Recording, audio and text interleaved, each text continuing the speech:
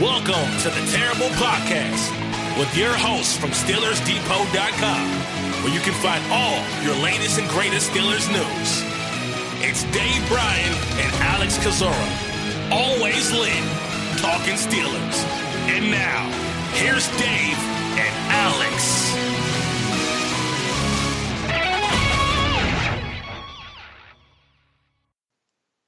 Welcome to the Terrible Podcast, Season 11, Episode 42. He's Dave Bryan. I'm Alex Kozora, SteelersDepot.com. Thanks for being back with us this Wednesday, Steelers Nation. Dave, we have a whole lot to talk about today. It's Bengals week, man. Bengals week number 1 of 2020. You got an undefeated Steelers team right now. You got a new visitor in the Steelers locker room or around the team right now.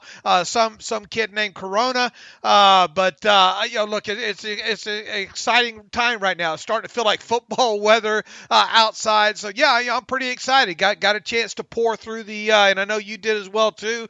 The all 22 from the game against the Cowboys last couple of days there. So that's always an exciting time. We've had a little bit of Steelers news to keep us busy. So we got a great guest back on the show today, and Paul Dehner Jr., who covers the Bengals for the Athletics. So no complaints on this end. I think it's a great day to be alive, right?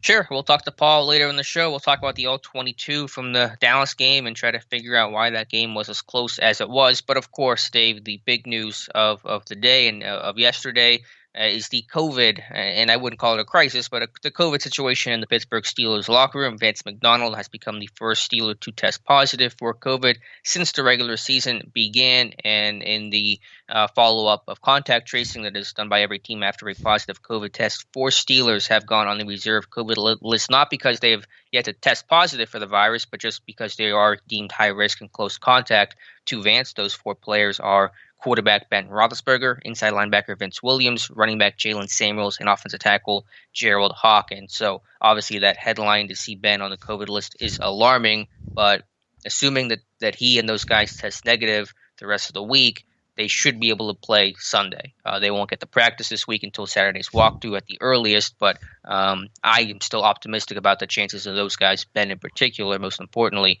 playing against the Bengals this weekend. Yeah, I only play a doctor on Twitter, and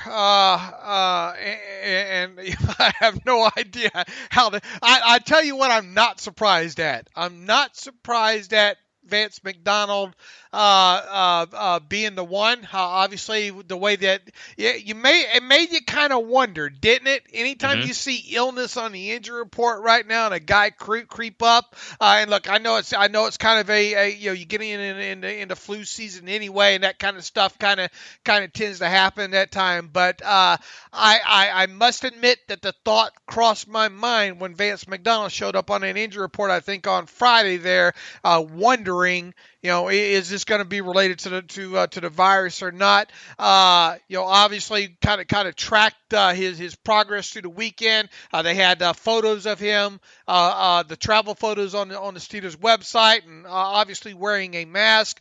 Fast forward through the game, fast forward into him being being designated, being sent to the COVID-19 list. At the moment that happened, you had to know that somehow this was going to impact Ben Roethlisberger, because the two of those guys are supposedly pretty decent friends. I'm sure I wouldn't be surprised if I learned that they sat together on the flights or whatnot as well too. Their lockers are next to each other. And their lockers are next to each other. There you go. And I guess the only thing at this point right now is you hope that some mask wearing, some very vigilant mask wearing was going on, with those two around each other, and we'll just have to wait and see what the fallout is going to be here. We can hope and be optimistic, but I'm not going to pretend like I can put odds on this at all. Sure. Fingers crossed, and as you stated, you just hope with these other 4 players, Roethlisberger specifically, that they don't test positive the rest of the week, because obviously if they do, they're going to miss the game on Sunday against the Bengals. Right, yeah, McDonald obviously will not play against the Bengals this weekend.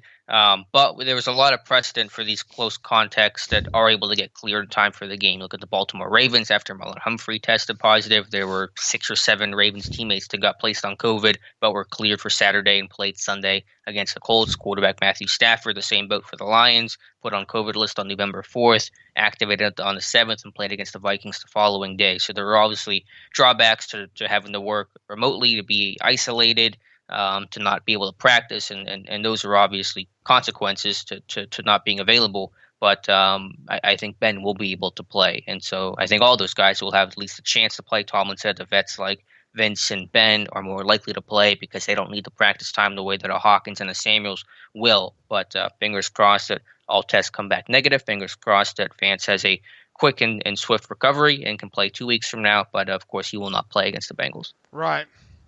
And so in response, the team signed running back Trey Edmonds to their 53-man roster to take that spot vacated by Vance being placed on the COVID list. Dave, I know this is such a tough line to walk, and everyone's trying to navigate this pandemic, and there are no easy answers. And so I'm not trying to be hypercritical of anyone here in this situation. But, you saw with Baltimore, Marlon Humphrey, he was sick before the Steelers game, plays, and then tests positive for COVID basically that night after the Sunday morning tests come back. Same with Vance last week. He's sick on Friday, does not practice, gets cleared to play for Sunday, plays, but then gets a positive test from the Sunday morning test that came in either Sunday night or Monday morning. I think the NFL is going to have to wrestle with the question of, do the players who are sick and showing any sort of symptoms, just even with negative COVID tests, can they still play? And Tomlin was asked, why did Vance still get the all clear despite showing some signs of some sort of sickness? And Tomlin said, quote, those aren't decisions that are made by us. It's really cut and dry. It's all in the procedural policy of COVID established in New York by the NFL. As long as he is negative and not showing symptoms, signs of COVID, he's able to travel. So I get that side of it. And there are obviously cons to holding all players out who are sick, even if they're testing negative for COVID. But I think given the incubation period of COVID and how often it's happening with Humphrey and Vance and maybe other teams that I haven't heard of yet, I wonder if that's going to be a change the NFL makes here in the winter months. Yeah, look, I mean, people can get sick and it not be COVID still, right? Sure. But however, as I always say here, I mean, like I said, the thought crossed my mind the moment he showed up on the injury report. So, and then obviously you don't want players to be scared and say, you know what, I'm feeling under the weather today, and the byproduct of that probably being slapped on the COVID list. But there's got to be a balance here somehow, somewhere, and so I guess especially if you travel, I think a little bit, the thing that's a little bit different between the Ravens situation and the Steelers situation is the Ravens game was at home, right? Against the Steelers the week that they had the issue with Marlon Humphrey. So at least you're not all crammed together in a flying sardine can with a person that has the virus, right? Or that you suspect could possibly have the virus there. The only other thing I think that not 100% sure, and Mike Tomlin talked about some of the testing and the times and the turnaround times is there a way to get any player that might be kind of suspect? Is there any way to kind of turn around a quicker test on him or something along those lines? Yeah, because basically they're waiting 12 to 24 hours right now for test results. And you think for the NFL that they could do it a little bit quicker, at least in the cases where players are sick and you really want to have as a latest test as possible and a quickest turnaround as possible, as is the case with guys like Humphrey and Vance McDonald. So I get it. Yeah, if the NFL were to step in and say anyone who is sick, even if they're initially testing negative, cannot play, then of course you're going to have players who never test positive for COVID, who just have a cold or whatever, just are sick, forced to sit out. And that's a negative consequence, obviously. But you have to balance that with the risk of letting a player who has COVID, ends up playing in the game, then test positive after the fact, out there on the field. The good thing is that it does not appear to be that Humphrey and Vance are infecting locker rooms and there are major outbreaks. Obviously, we'll see what happens in Pittsburgh the rest of the week. So, take that for whatever it's worth. But it's just the continual evolvement of COVID protocol and procedure. And I think another thing the NFL will have to consider based on what's happened in the last 2 weeks in Baltimore and Pittsburgh. Yeah, I mean, I don't know what the answer is here, but I don't know that something about him traveling really. And Mike Tomlin claims that they all wear masks 100% of the time on the plane. Do you buy that? I don't know. I hope they're doing it as often as possible, as often as required, and taking this stuff seriously. I know Ben, for example, is taking this very seriously, and he's said he's not really having gatherings and they're homeschooling and trying to do all those things to mitigate. And I think the fact that you're not seeing outbreaks in the locker room in Baltimore or Pittsburgh probably is a testament to guys, generally speaking, taking it seriously, wearing masks, social distancing, and doing the right things. Well, look, this is something that this obviously isn't new with the virus. Obviously, been talking about it for a while now. So, but yeah, I think they got to take a hard look at this. And I don't know if your temperature, you just better hope you don't get a temperature or something like that. Right. And because they made it halfway through the season now. And all it's going to take is one more Titans situation there, and you're probably going to lose a game somewhere in here. Sure. They've been lucky, for lack of a better word, so far because of the way the schedule's played out. But now you're getting past the point where you're past the bye weeks and all. So we're not done with it. We're not done talking about it. But interesting scenario. I'm sure people didn't tune in to hear us talk about coronavirus for 20 minutes there. But obviously with Ben Roethlisberger and his name being attached to it right now, and kind of the uncertainty with him right now, it was worth exploring there. So we'll just keep our fingers crossed the rest of the week.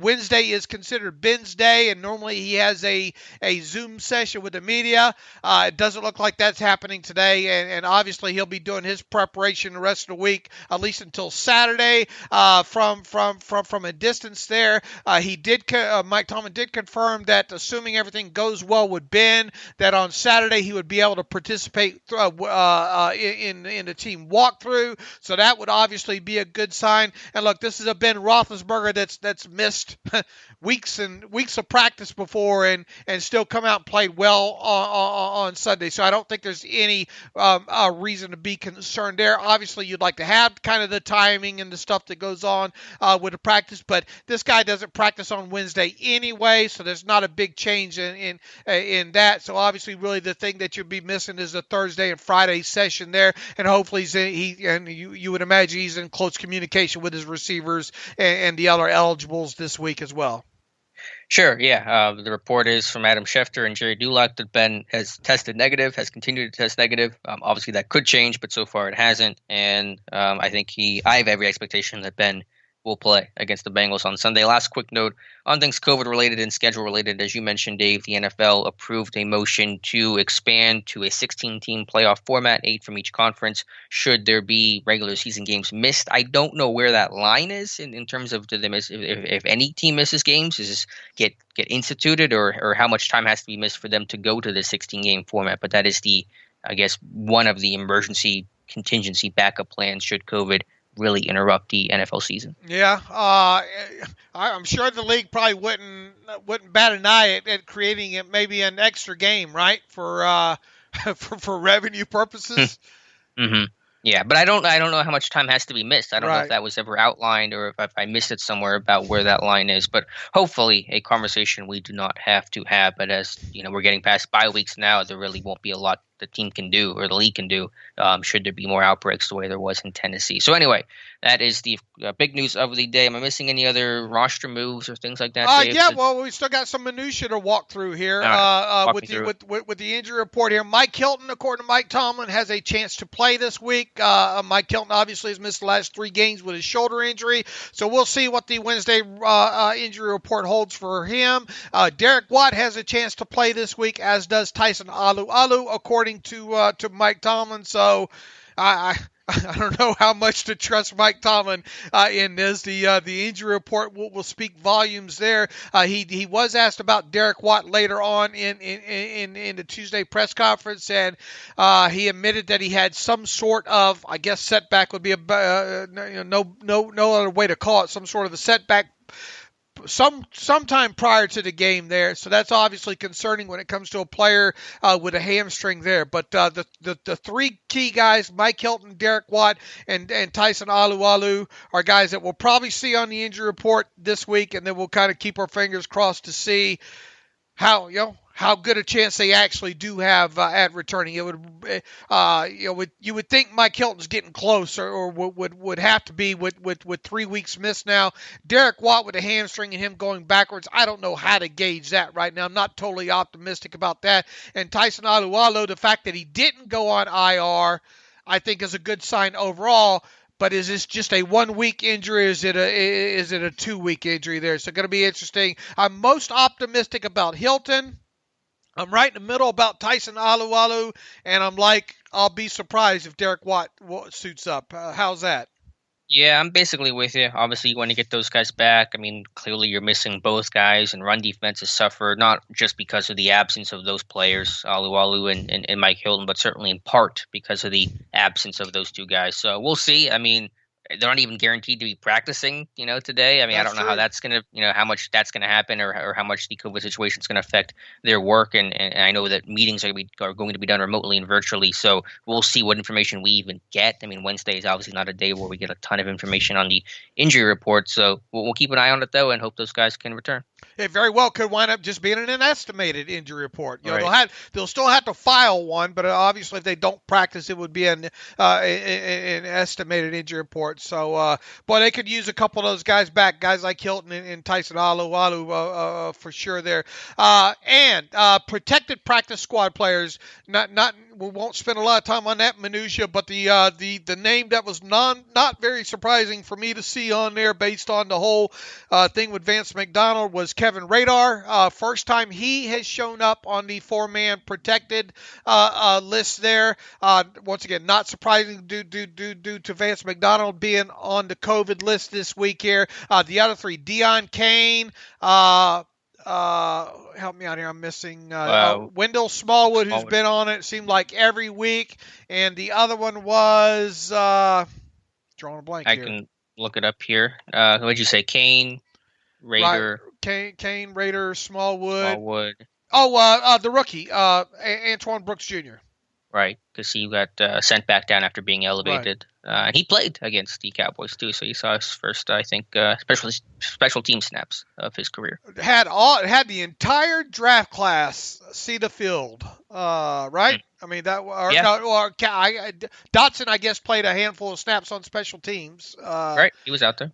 So there you go. Kind of history being made there with this year's draft class. So that's something that I'm not sure I would have guessed would have happened at the start of the season there. So I think that kind of speaks volumes of how they've been able to develop this, not only injuries, but how they've been able to develop this draft class in a COVID year on top of it there. So, won't spend a lot of time on that, but it's kind of a significant happening when it comes to the Steelers. And the team brought in inside linebacker Tigre Scales for a visit. He was with the team in 2019 in the offseason and training camp. He could be signed later this week once he passes COVID, the way DeMarcus Christmas was last week, given the injuries to the position and Vince Williams being on the COVID list. So just a quick update there. Dave, to go to Mike Tomlin. Trey Edmonds was re-signed as well, too. Yeah, he's on the he's 53rd man on the roster right now. We'll see how long that stay ultimately may be. What do you think is going to happen at tight end position? Obviously, we got a couple of days to sort this out still, but they've only been dressing 2 tight ends every week, and there's not enough helmets to go around sometimes as it is, and we'll see how the thing works out with Vince Williams and these other guys, these other 4 on the COVID list that could impact things. Any chance whatsoever that Kevin Radar A, gets elevated, and B, even if he does, is there a chance maybe he would dress over Gentry? Could you make an argument? You could. Here's my thought of how that's going to go. That obviously Vance is not going to play. Gentry's going to get a helmet for the first time this year. Rader will be elevated and dressed, because that's the whole reason for elevating him. But Gentry will also dress and be playing over Kevin Rader as a number 2 tight end. So who would be who would be the odd man out? Because they're You're talking about they're all dressing. Right. But who would be the odd man out not dressing? Vance. Non-tight end, because non-tight end is what I'm meaning about. Oh, non-tight end. I haven't. Let's see, injuries and other COVID stuff. I have not worked my way down that list yet. So you think it'll work its way out through the process of the minutia, right? Something like that. I do think Rader won't be signed, but I think he will be elevated, and they've been dressing every single guy that gets elevated. So that's where I come in at. And there hasn't been many weeks that they haven't elevated a guy, right? So right. At least one of the protected guys, and you would think that Rader has the best chance right now. Anyway, just one of those things I think would be interesting to watch play out here, and we'll see how the injury report maybe shapes that up. But I guess long story short, I'm asking that because I've got a feeling that maybe he will get elevated and dress on Sunday. Talking about Radar. So right. Well, if he gets elevated, he's going to dress. I'm not going to elevate him because it's not an injury consideration they're worried about where they're testing somebody in pregame. Right. So anyway, speaking of practice reps and reps and things like that, Mike Tomlin had his Tuesday press conference yesterday and said that in the absence of Big Ben, that they'll see both Mason Rudolph and Josh Dobbs, but that Mason Rudolph will get the bulk of the work. Here's the quote from Tomlin, quote, Mason is going to get the bulk of the work. That's a position that he's in, but we'll play it by ear as we proceed through the week. So for those Josh Dobbs stands that are out there, I'm sorry to disappoint, but Mason Rudolph will be getting the majority of the reps during practice, assuming there is practice this week. Right, and obviously if Ben Roethlisberger can't play, then you would have both Mason and Dobbs active. Joshua Dobbs has not been active for a game this season. Joshua Dobbs has not appeared in a game in NFL regular season games since the 2018 game against the Raiders, and evidently a lot of people forgot how he played. Not well. How he played in that game. You got a lot of people clamoring and say, "Oh boy, Ben don't play. I hope it's Joshua Dobbs." I guess a lot of them forget about how that game against the Raiders went there. Look, it wouldn't be an ideal situation, but it would present a chance to us. It would be a big start, a big game in the career of Mason Rudolph, obviously. And even though it would be against the lowly Bengals, so to speak, there. His last game versus the lowly Bengals sent him to the bench. That got him benched on top of it there. So it would be a circle the calendar must-see TV start for him, so to speak. It would be a key. It would be a key line in the sand marking point for Mason Rudolph and his career. I think so. If there would be one seemingly, I don't want to call it a bright spot, but something that would be kind of a look forward to point. It would be a turning point. Like I said, a line in the sand, a marking point, if you will, of what Mason is and isn't. Because a lot would be expected of him based on the organization's thoughts on him, standing behind him being the number 2, yada, yada, the amount of experience that he's had at this point. So if there would be anything, I guess, to look forward to if Ben didn't play, it would be that we would have some sort of finality, I guess, or decision-making point on Mason Rudolph, how he played in a game against the Bengals this Sunday. And the good news would be if he has to play, obviously that's far from ideal because that means Ben wasn't available for whatever reason.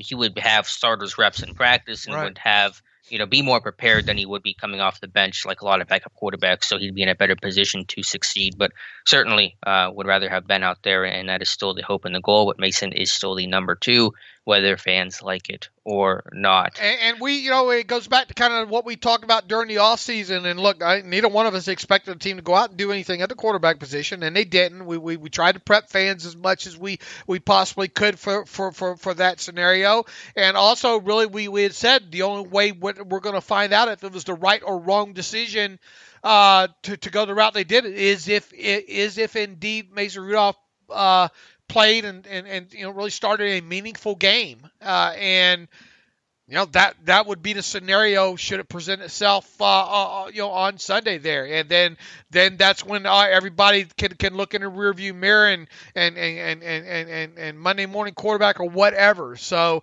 once again, hopefully we don't get to that point, but if we do, it would be a game that we would highly critique, good or bad, and make some sort of decision at that point on Mason Rudolph's career. Well, what may or may not be left of it with the Steelers. Right. I mean, even if Rudolph were to play decent, I really, and it's obvious, but kind of coming to the camp that the Steelers' next franchise quarterback, the heir to Ben, is not on this roster, not even in the NFL right now. Just from a contractual standpoint, that would be the guess anyway, because contractual and play. Right. Well, I mean, what if he were to play well? I mean, well, I hope he does, but based on what I've seen so far, but you're kind of judging him before he's played, though. No, I'm judging on what his career so far. Right, but I'm saying, have to look. But you're trying to judge how he might play, and what that might look like. I'm just of the expectation that Mason Rudolph is probably not going to, even if he takes a jump forward, which I think he probably would, if he would have to start based on last year, he's not going to transform himself into the heir to Ben's throne. Even if he plays well, look, he's got 1 year. He's got just 1 year and a half a season left on his contract anyway. And assuming things go the way we think it's going to go with Ben Roethlisberger during the offseason, him signing an extension, which, is there any reason to think that's not going to happen right now? No. I mean, we're in the same place we are with Ben where we started the season, right? That's him doing something with his contract that would mean it being extended in February or March or somewhere along those lines there. And if indeed that's the case, then look, they're not going to obviously have any money to do anything else at the quarterback position, so essentially it would be Mason Rudolph likely backing up Ben Roethlisberger in 2021, other than maybe Mason getting to start this weekend and just totally pulling another duplicate game like he had against the Bengals and the Browns last year. And then within that, Mason, of course, would be a free agent after the 2021 season, likely gone somewhere other than somewhere else at that point. And then, you would have to redo what you're doing at the backup quarterback position at that point. Mm-hmm. Anyway. Yeah.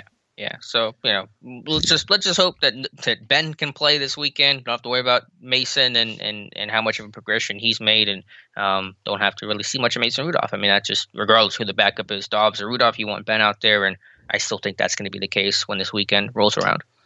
Here's to hoping you're right. Speaking of players getting more reps, Mike Tomlin said Avery Williamson should get more reps this week, especially with Vince Williams out of practice this week. Tomlin said, quote, "Yeah, he's going to get a lot of physical reps in preparation this week. He prepared remotely last week, and he's a veteran guy, but we had no intentions of using him against Dallas unless we were forced into it. Thankfully, we were not." So again, assuming there is practice this week, Williamson should get a lot of snaps and play somewhere, special teams at the very least, maybe some sort of defensive package against the Bengals.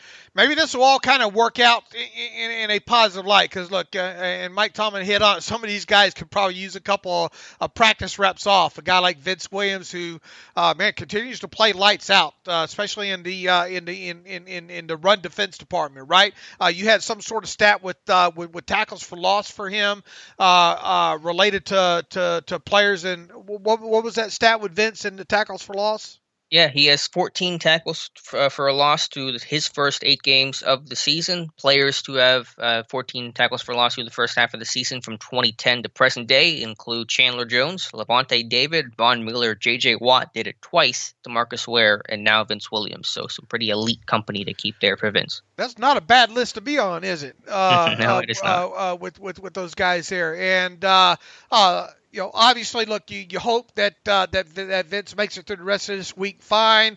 And you got a new guy in town in Avery Williamson, who last week didn't get to do anything. Not people that were said, "Boy, I can't believe they couldn't get Avery Williamson into that game last week."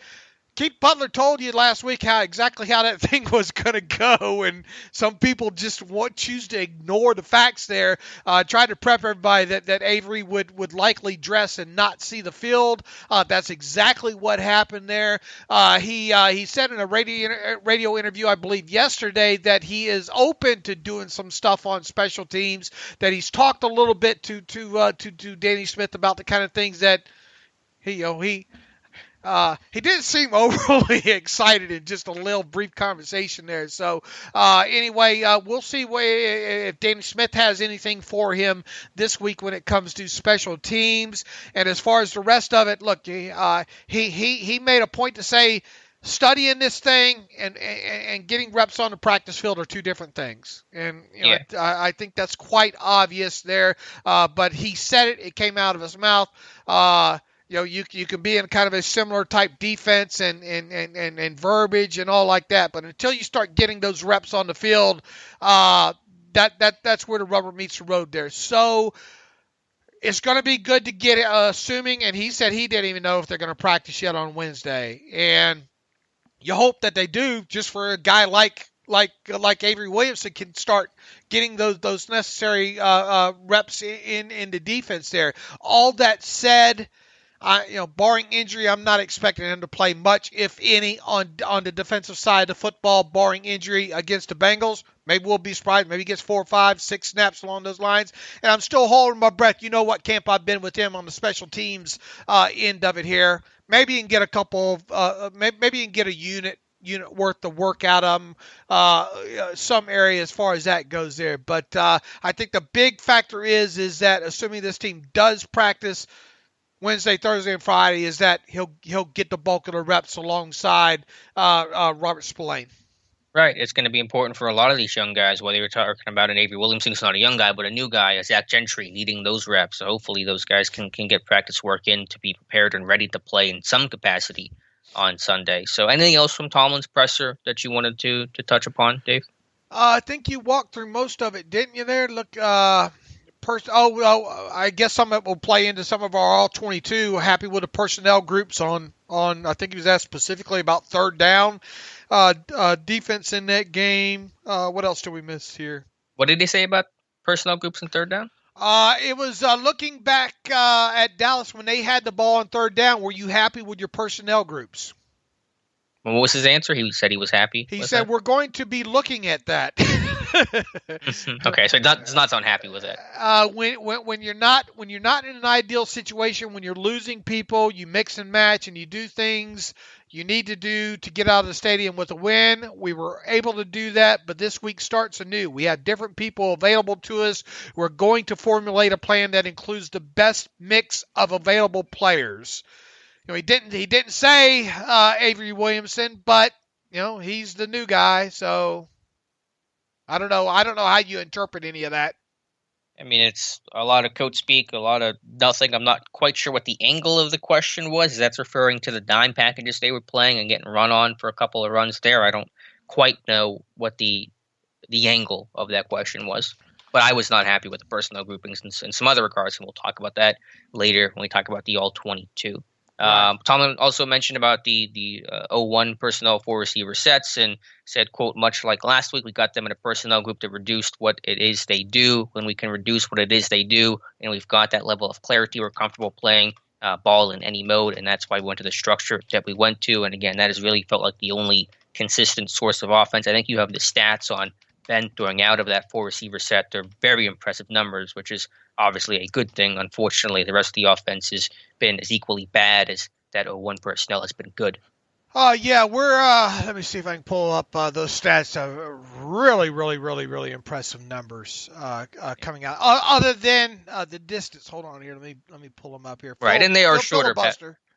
Filibuster. Yeah, and they are shorter passes, so the average yards per attempt and all the other advanced metrics don't look good from that regard because the ball is designed to come out quick because you don't have a back end, you're at empty a lot, so you only have 5 in protection, so the ball's got to come out generally pretty quick because you don't have extra guys to protect, and you're not really going with the intent of throwing deep on some of these spread looks.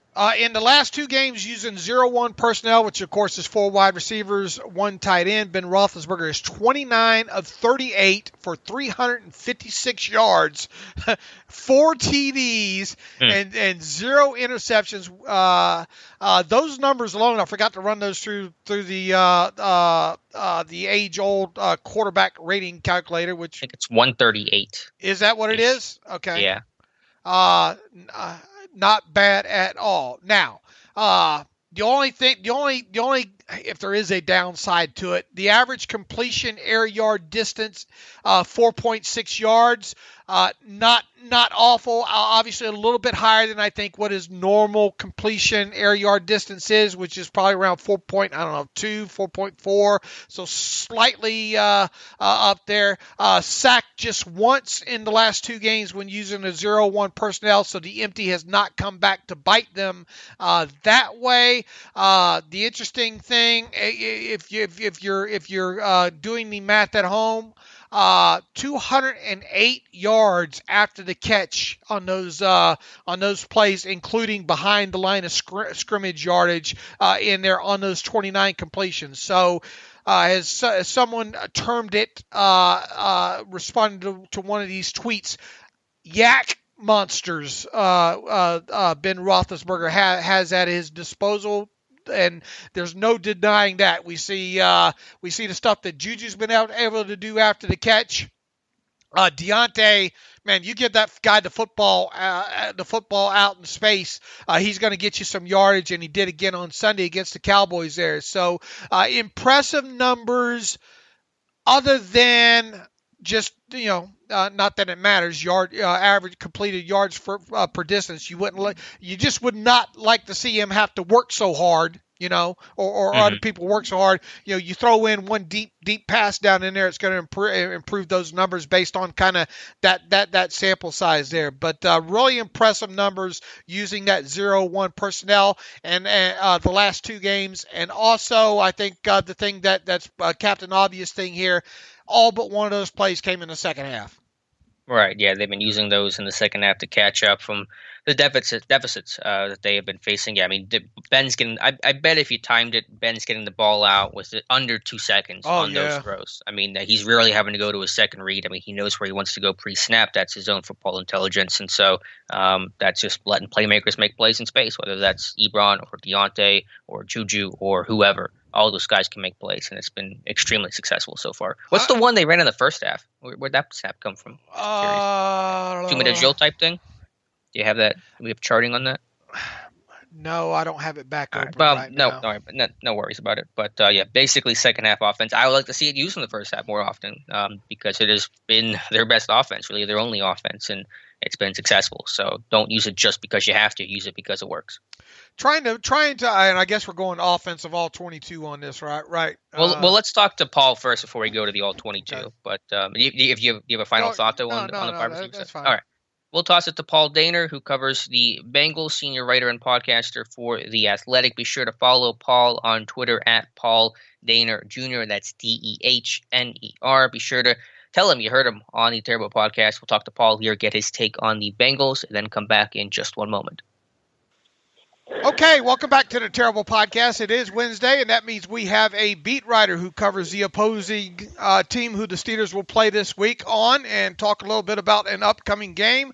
It is Week 10 of the 2020 NFL season. That means the Pittsburgh Steelers will be playing the Cincinatti Bengals, and you already know who that means we have on with us. That's Paul Dehner Jr., who he's a senior writer and podcast host covering the Bengals and more for The Athletic NFL, and that's at theathletic.com. He's a karaoke aficionado as well, too. That's something we have to dive a little bit deeper into. And evidently, he's Dehner Cornhole Classic COO. We're going to have to get a little bit more on that. But you should be reading his work at theathletic.com. You should be following him on Twitter at Paul Dehner Jr. And you can find that in our Twitter feed as well, too, there. So with that long introduction, Paul, you what are you singing this morning? Welcome back to the Terrible Podcast. How's it going, guys?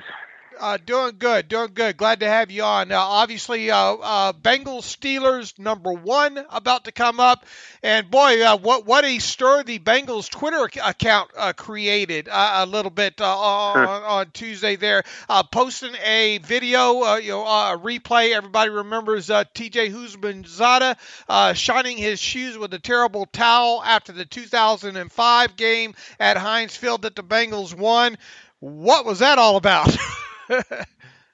Yeah, I wrote this morning about that, and I said, perhaps you shouldn't be on a 10-game losing streak when you go posting the taunting video. Maybe get a W in the last 5 years before you start deciding to put the taunting video out of T.J. Houshmandzadeh. I mean, look, I get it. These social people are under pressure to have viral moments and are sort of like in the mix of trying to be relevant and be fun for fans.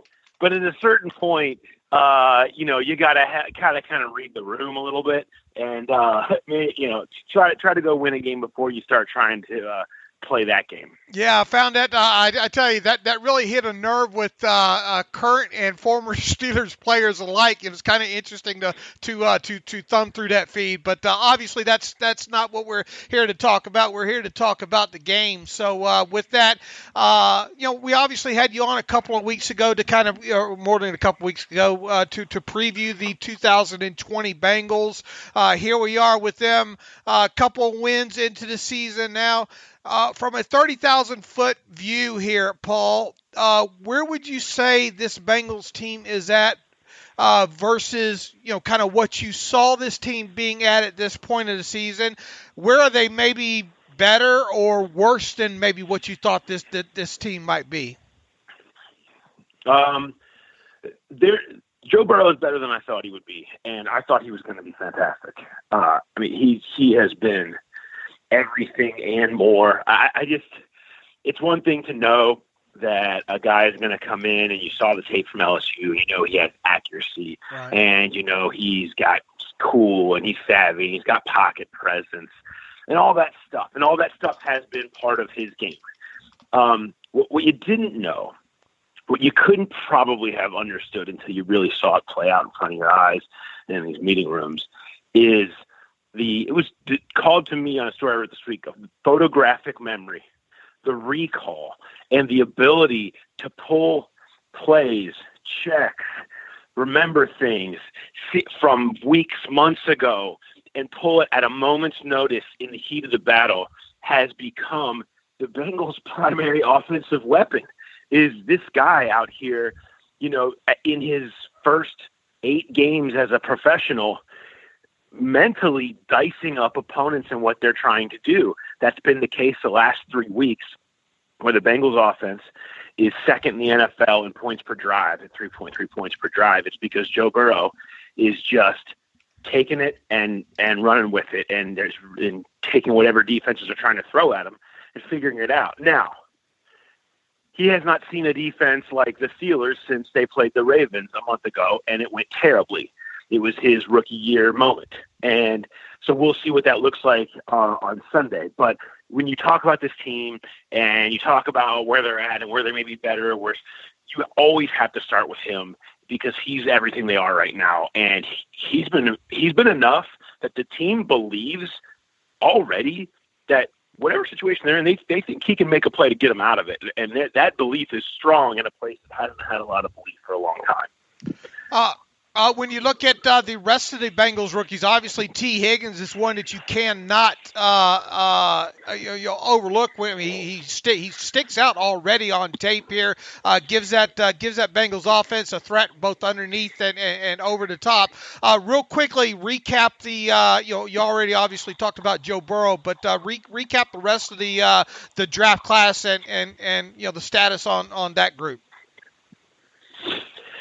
Yeah, T. Higgins is, who T. Higgins is? He's 2011 AJ Green. He looks like AJ Green is a rookie, and looks like he's going to be that number 1 guy for a long time. He's actually on pace. He's probably going to set the Bengals record for most yards in a rookie season, receiving yards. Since he came into the starting lineup, he is a difference maker. He's really felt comfortable The first 2 games they used him in were playing John Ross, and then that experiment blew up. Right. And so they moved on and started playing Higgins and gave him a chance, and it went well. And then they really fully started featuring him the last 4 weeks, and he's been great. I mean, he has been probably their primary weapon. Him and Tyler Boyd have been kind of the 1-2. With AJ Green kind of filling almost more of a possession receiver role. I mean, he can still do some of the other stuff, but he definitely looks more limited than the AJ Green that Steelers fans are used to seeing over the years. But he still can do a lot for them. But with Higgins, he has really been their dynamic player. And, I think you look at him and Chase Claypool, and it's fun to see these 2 rookies having the kind of impact that they are, and both going to be out there going against each other on Sunday. The rest of the class, they made a big investment in the rest of the draft at the linebacker room. It's been a disaster for them for a long time, and I think they've had a lot of whiffs in the middle of the drafts, trying to find linebackers. They might not have whiffed this time with Logan Wilson. He already has a couple of picks and a sack, and he's making plays. He's got tackle for loss. I mean, they're playing him more. I mean, he was the first pick of the 3rd round. They had him graded as a middle of the 2nd round guy, and it's kind of played out that way. And his role has expanded, and I think that's helped because he gives you a little bit of playmaking in there. So that's been a big lift. Khalid Kareem is their 5th round defensive end out of Notre Dame, who has been forced to play a lot. They just have had no production on the defensive line outside of Carl Lawson getting in the backfield, and Carlos Dunlap became a problem and had to be traded away with just the final straw of basically a year and a half of not seeing eye to eye with this coaching staff. So he was gone, but he wasn't really productive. June Atkins has missed the first 4 games. He's come back in a sub-package role. He's been totally unproductive. He's been essentially a non-factor. It took him 4 games to even have a number in the box score to even get a pressure. So, they so badly need. Sam Hubbard got hurt. DJ Reader is on IR. So all their defensive line I thought was a strength has become a massive weakness. So Khalid Kareem has been starting at defensive end and playing a more expanded role. Now, Sam Hubbard looks to be coming back this week. It's a huge lift for them. So you won't see as much of Kareem, but he's still in the mix there. Akeem Adeniji, their 6th round pick, had to start at left tackle last week because they had a mass injury where literally from the game against Cleveland to their last game against Tennessee, they had all new starting offensive linemen except for one, Alex Redmond, and that guy was a free agent at the beginning of the season on the street. That's what has been going on. They just had a massive injury on an already not good offensive line.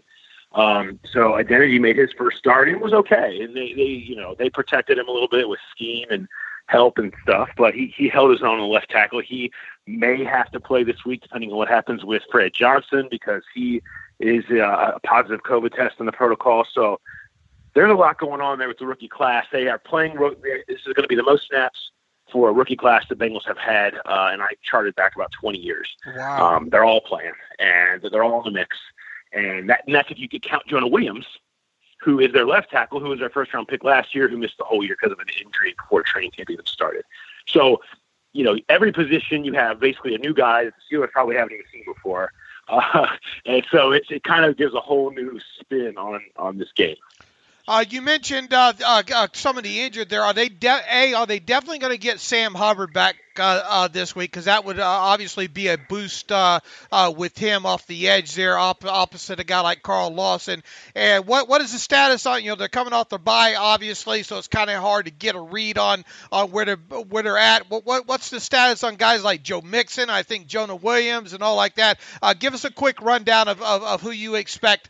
Maybe questionable or worse so far this week. Well, no more. Right now it's Wednesday morning as we record this, so I practice later on today will give me a better idea of exactly where all that's at.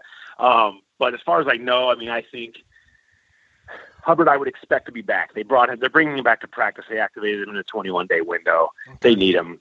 If he's practicing, he's playing. So Hubbard you would see. Mixon I think wants to play. He's going to do everything he can to play. We'll see what the trainers say about where he's at with that.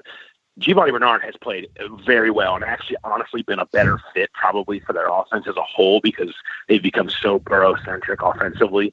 And he's a great pass protector and good out of the backfield. They're only like 6 years behind in doing that. I mean, that guy's been money. That guy's been underutilized, I've thought, for years, Giovanni Bernard.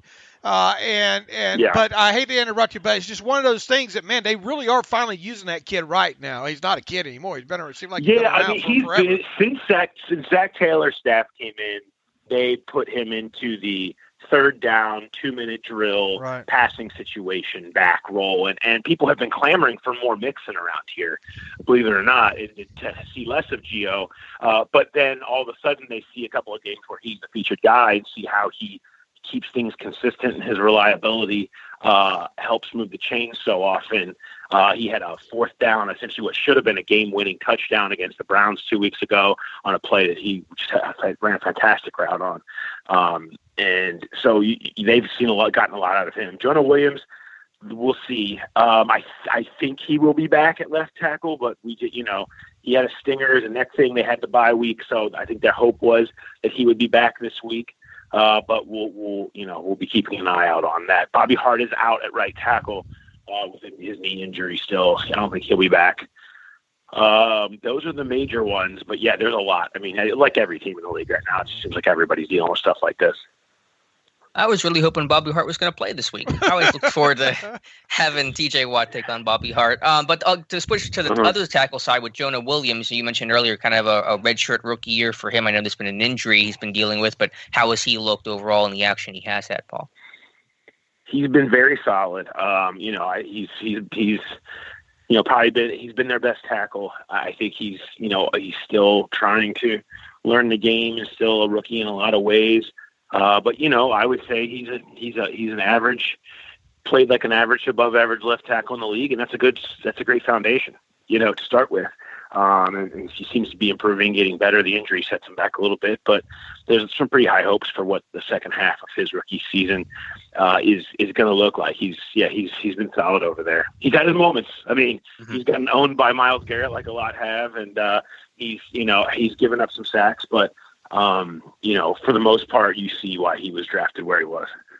In the Carlos Dunlap deal, you guys got back a player, B.J. Finney, who, of course, Steeler fans know very well, former Steeler himself. Is he going to have any sort of immediate role for the team, and what do you expect his potential impact for the Bengals could potentially be short and long term? Yeah, probably none. I think it was just that, they were just literally saying anybody that would send a sack of nickels for Carlos Dunlap at this point they'd take.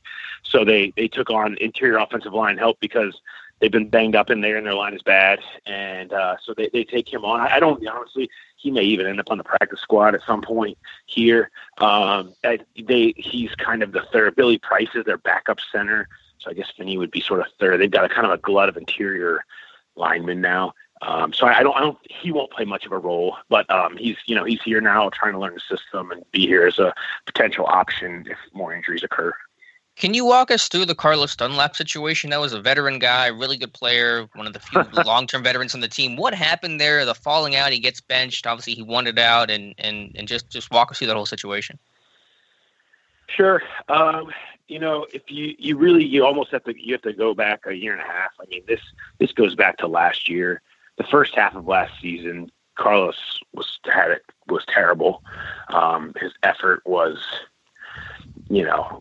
an issue, and it caused issues with the coaching staff, and just there was not a lot of seeing eye to eye. And they're trying to change, to do this culture change and everything else here. And they want guys that are going to want to practice every day, practice hard every day, and showing up on time for everything. And those were all issues with Carlos. And, but yet, when he's good, he can be very good. In the second half of last season, for whatever number of reasons, Carlos began to play very well again. And so there was a hope that, okay, maybe they had figured things out with whatever was going on there. But then the beginning of the season came. He was unproductive. There was a blow up in Cleveland. And you end up with his role being reduced because he's not getting to the quarterback. There's no production, and we're looking for any answers there. That did not go well. He ends up basically airing his grievances on social media, 3, 4, 5 different times, Instagram lives talking about stuff. He posted, after the game that they lost, he put his house for sale on Twitter, and he's like, he put up, before one of those games, he put up the whiteboard of the team rotation at defensive end, complaining about his role, and all that stuff. It was just, conduct detrimental after conduct detrimental was happening, and they were just trying to get him out of the building, basically. But around here, he was 1 sack away from breaking the team sack record, and there was a lot of love for him in the front office. And they don't do trades in season.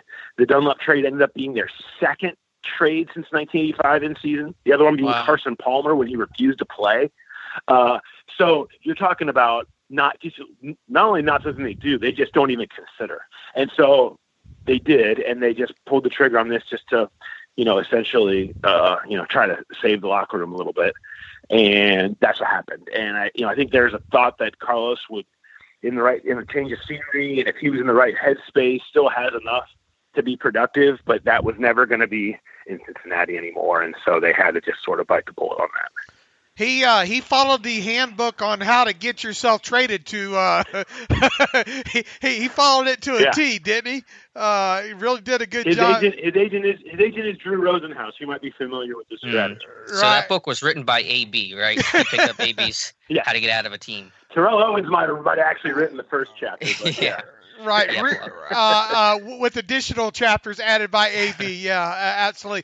Look, when you look at this offense, we we usually start Wednesday night getting into the All-22 a little bit deeper on them. But I mean, with this being a divisional team, obviously keeping one eye peeled on there offensively. And I think one thing that you hit on that they're managing to put points on the board there, and a time of possession. That's another thing I think that sticks out is they're able to possess the football too.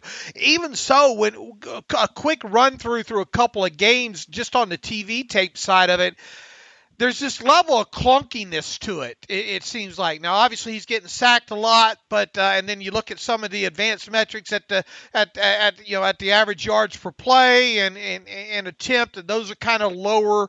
But I mean, not bad overall when you consider a rookie quarter. I guess what I'm getting at is, can you kind of put your finger on maybe where the clunkiness is coming from, or seeming? Am I right there? Does it seem like there's kind of a level of clunkiness in there? I mean, not the last 3 weeks. I mean, the last 3 weeks they've just kind of moved up and down the field. Okay. On everybody, and I think the clunkiness was certainly them trying to figure out. It's Joe Burrow learning how to play and extend plays and be a playmaker, but not be reckless. Right. And that first month, which, a guy with no preseason, no anything, he's a playmaker in college, running away from guys and doing this and that. You've seen some of those plays he's actually made here. Right. And that's the impetus for those. But then the other flip side of that is the ones where he's holding the ball too long and he gets hit from behind and fumbles or has a strip sack. He's had too many of those. That stuff has been part of the issue is them trying to figure out that fine line for him between wanting to be a playmaker. He's got to learn that. He's got to learn that against teams like the Steelers, against defenses like the Steelers, that it can't be running around holding the ball that long, or they'll eat you up. And so, that hasn't been the issue the last few weeks because they've been able to protect a little bit. And when they do that, it's fine. The clunkiness comes from when they're just breaking down up front. And I think they felt like they've got a little bit more stability than they had early in the season. Early in the season, it was a disaster. I mean, it was so many sacks, so many pressures. There's no way to find any rhythm in that, and the team was still trying to figure out what they did best, and all of that stuff was a problem. But now I think they've settled down. Burrow has certainly settled down, and that's kind of why things have evened out a little bit. But again, it goes back to, I think the Steelers have the ability to do some things to them that the last 3 weeks teams have not. And they've been doing good sometimes at moving the pocket with him, and probably really by necessity because of that line at times, though. But it seems like the way with the Steelers defense right now, especially with them possibly getting Tyson Alu back and obviously having Watt and Dupree on the edge there, that it might be a good idea to maybe move the pocket a little bit more this week. Is that kind of what you're expecting to see? Some of that misdirection, some of Joe Burrow going, maybe even rolling out to T.J. Watt's side, kind of doing some levels concept with him to give him just different levels of quick reads. Are you kind of expecting a look? How much of that have you seen, and are you expecting a little bit more of that? Not much, honestly. They're mostly just get it out quick. Okay. It's just been a lot of get it out quick, and if pressure comes back, Burrow's pocket presence is really something special in there, and they've actually found a lot of success of his ability to make a guy miss and then get out, scramble out to the side, and they've started to hit some scramble drill plays. That is kind of just taking some time to build chemistry with the receivers on those. I mean, they're just not used to playing with a guy like that. And so that's been part of it. I mean, they'll try to get it out quick, and if not, then Burrow will try to create something. And that has led to some trouble, but I think, they're not doing as much of the, move the pocket, roll out stuff. It's more empty. They hit you back with the empty and let Burrow try to throw over top of the pass rush to try to mitigate things. Boy, you look at this. You look at the names on the defensive line. Obviously, we recognize names like Geno Atkins, but Mike Daniels is a guy a lot of people probably don't know came over. A veteran, signed a little bit late. I thought he should have been off the street a lot sooner than what he was.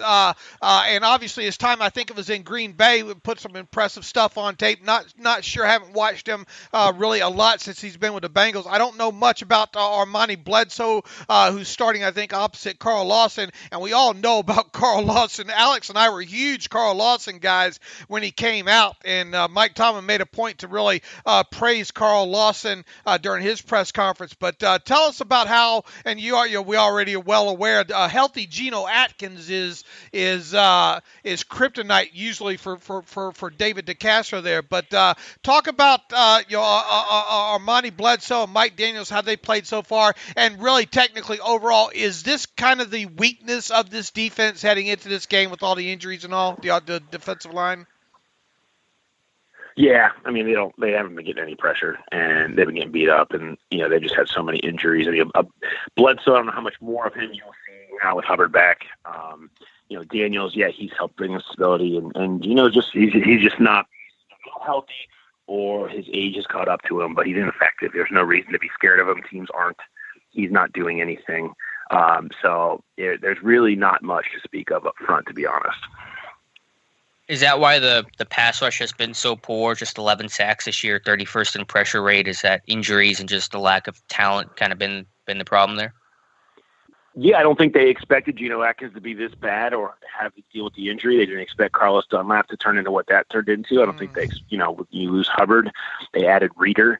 They hoped Lawson would be in more of a situational, do what he does best, get after the passer and passing situation roles. He's out there playing most every down. They haven't gotten what they wanted out of almost any position outside of maybe Lawson. And so, it's just sort of blown up in their face a little bit. I know the record looks kind of Bengals-like at 2-5-1, but 4 of those 5 losses have been by 5 points or less. What's the common reason and common thread in those games that have been close but ultimately losses for the Bengals? Why aren't they able to win some of these really close games? I know this sounds a little general, but they can't finish. They've had the lead in the fourth quarter in 6 of 8 games. I mean, they have been right there, outside of the Ravens game, really. You could argue they should have won almost every one of those. I mean, they had so many opportunities. I mean, they missed Randy Bullock has missed 2 kicks this year. One of them was a 31-yard chip shot that he missed in the opener to send the game against the Chargers to overtime. I mean, insane stuff where he says he's cramped up on the kick. Insane stuff. Where an OPI against A.J. Green took away the game-winning touchdown pass that Burrow threw. That really a call that you could have tucked the flag or not, debatable. I mean, definitely they can throw it, but again, that doesn't go their way. They don't finish there. They're losing at high to Philly where they had the game won, and you see the Eagles go down at the end and send it to overtime with a touchdown and a 2-point conversion in the final seconds. You get to we called them the Cincinnati and ones because they were playing games that no one had lost. They 95-1 teams were in a certain situation that they were in Indianapolis, that being a 21-point first half lead they blew. Teams were 95-0 with 21-point first half leads previously. And then the next week against Cleveland, the situation that they were in where they score with a minute left, the numbers there were 55-1 teams were in the situation that they were in that situation. It's just unbelievable. And really it comes back to a defense that has struggled with forced to stop the pass. When teams know when there's urgency and they're throwing on you, coming from behind, they can't protect the lead because they can't get home. And so when you can't get home, you can't finish, and they don't have somebody who can finish these games off, and teams have come back on them time and time again when they've had to do it. That's at the end of games, and that's also very much so before halftime. Have been two killer zones for the Bengals that have kind of been the difference in flipping those games. But it's not because they're not competitive. They're not getting blown off the field. They're competitive with everyone that they've played pretty much. And it's just a matter of these games always seem to end the same way, in some sort of finding a new way to lose. When you look at this Bengals team right now, I'm trying to think back if you predict. Did you predict them like 6 wins or something, Paul? I'm trying to think back the interview. Somewhere. I think it was 7. Okay. Yeah. Do you think they're going to hit that number still? And then B, I guess, where would you? And it's okay, obviously, to give them an A in this, but where would you grade this Bengals team? Kind of right now versus perception and expectations. What kind of grade would you put on this team right now as they start the second half of the season? Versus perception, I don't know. They're better than people think they are because their record is an embarrassment because of what all that and who they've been in the past, and people will throw that away.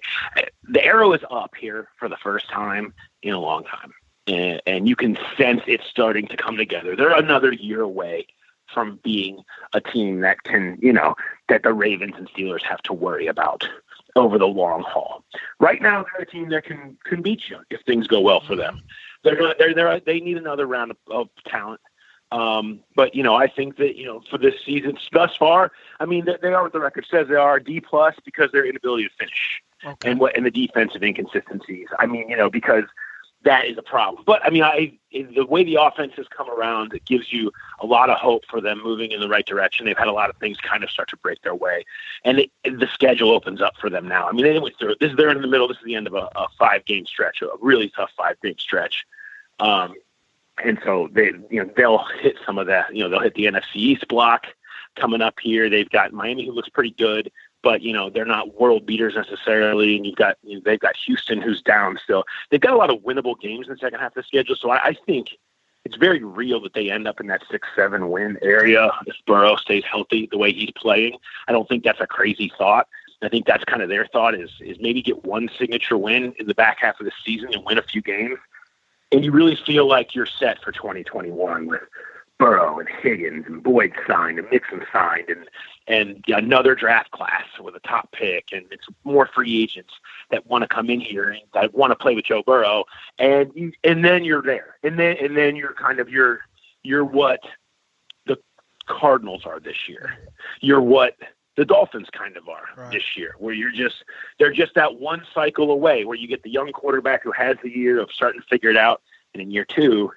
Then you start to feel like things can come together for you. I think that's where they're at right now, though, and they're still just trying to build that base for next year. All right, fair enough. And, on Wednesdays we usually ask you for a prediction here. The Steelers have a new player on their roster, Corona, and he's having a little bit of impact. We'll see what ultimately happens with Ben Roethlisberger. Obviously, the expectation is that hopefully he won't miss this game. But I'll give you a chance to do 2 predictions here: a with Ben Roethlisberger playing or a without Ben Roethlisberger playing here. But how do you see the game going on Sunday on Fox between these two teams with and without Roethlisberger? Yeah, I'll say with Roethlisberger, I'll say, 24-17 Steelers. And then without him, we'll say, how about 16-13 Steelers. I think the Steelers, I just think their defense is going to be too much. It's a bad matchup for the Bengals defensively, and but with Ben, it's really hard. But I think the Bengals keep it close because when you just look at who they have been as a team all year, outside the Raiders game, and we'll see if that duplicates itself. They've kept it close, and they've been right there at the end. And so I would anticipate it being that way again. But they don't. The matchup is bad for them to beat the Steelers right now. All right, what's your go-to karaoke? Well, it depends on it depends on what we're talking about here. I mean, are we talking about who's the demographic? The most important line in karaoke is it's not about you, okay? It's about your audience. What does your audience want? Well, that's the most important thing. You got to read the room. You got to read you have to have a song for every demographic, depending on where you're at. I'm not going to sing the same thing in Wyoming that I would in New York City, right? Like there's a difference. So I mean, Gin and Juice is probably what would be my favorite song to do. But I have many other bullets in the chamber, so to speak. And are you that good of a cornhole player, really, or no? Well, I'd like to think so. All right. No, I've held a tournament for 15 years. I guess we're more than that now, aren't we? It's like 17 that we've done every summer, and it's a lot of fun, and it's just sort of a joke in the. We take it fairly serious around here. These parts, cornhole's a pretty big deal around these parts. I hear you. Good stuff. Hey, Paul, we know you got a busy day ahead of you, some Zooms and all like that heading your way. We appreciate you taking time to spend with us like you always do, and we'll see how the game. You'll have a safe travel week this week and all, and the next time these two teams get together for the second time, we look forward to having you on as well. But Alex and I, and really the listeners, you're a big hit with the listeners. I hope you feel that love on Twitter from them as well there. But once again, we appreciate you being on the Terrible Podcast with Dave and Alex. Thank you, Paul. All right, thanks, guys. Have a good one. And Dave, as always, our special thanks to Paul Dehner Jr. You can follow him on Twitter at Paul Dehner Jr. Dehner is how to find his last name. And great to have him on the show, Dave. Terrific insight, as always. A little karaoke in there as well. I didn't realize that was in his wheelhouse. Yeah. I'd like the Gin and Juice. I having a hard time picture that. But you do any karaoke in your days, Dave? Oh yeah, I've done it all before. Obviously singing and playing and all like that. Yeah, no, I've done it all like that. Never have had really the good singing voice though. What was your song go to? Oh, I mean, anything 80s, anything. Kiss? You doing Kiss? Yeah, older stuff, some Creedence and stuff like that, and CCR, and you name it, man. I mean, Elvis, I love some old Elvis, man. I can still get into some old Elvis today, Suspicious Minds from Elvis, one of my all-time favorite songs as well, but yeah, it's you look at Paul and Midwest kind of guy. You just don't put those two and two together. I bet he's entertaining in a bar situation. Yeah, he's a lot of fun to have on the podcast. So be sure to tweet at him, Steelers Nation, let him know you heard him on the show, and appreciate his time because it's a very busy season for all these beat guys. Absolutely. And taking some time for us, and we certainly do appreciate it. So, Dave, let's jump back into Steelers talk here, and you wanted to talk about the offensive all-22 and kind of what you've seen so far combing through the Cowboys game. I think when trying, and that was kind of before we got to the break, maybe the direction I was kind of going into, wondering, why the last several games, maybe is this more of a second half offensive team, doing what they do. And it's not new with them. They've obviously done it for a while this way, but I really find myself more now when looking at the offensive side of the all 22 tape of, seeing how much time they're trying to spend to set up different things. And look, every team does it on a weekly basis. You try to see what they trying to do to respond to certain situations here. The kind of coverage, the kind of formation and personnel groupings that they have, and then go from there. It really seems like they're dedicating a lot of time to see how teams react to certain things, and then you come out in the second half, you empty it out because you know what you're going to get, and then go from there. Is it you see where I'm going with that? Sure. Yeah.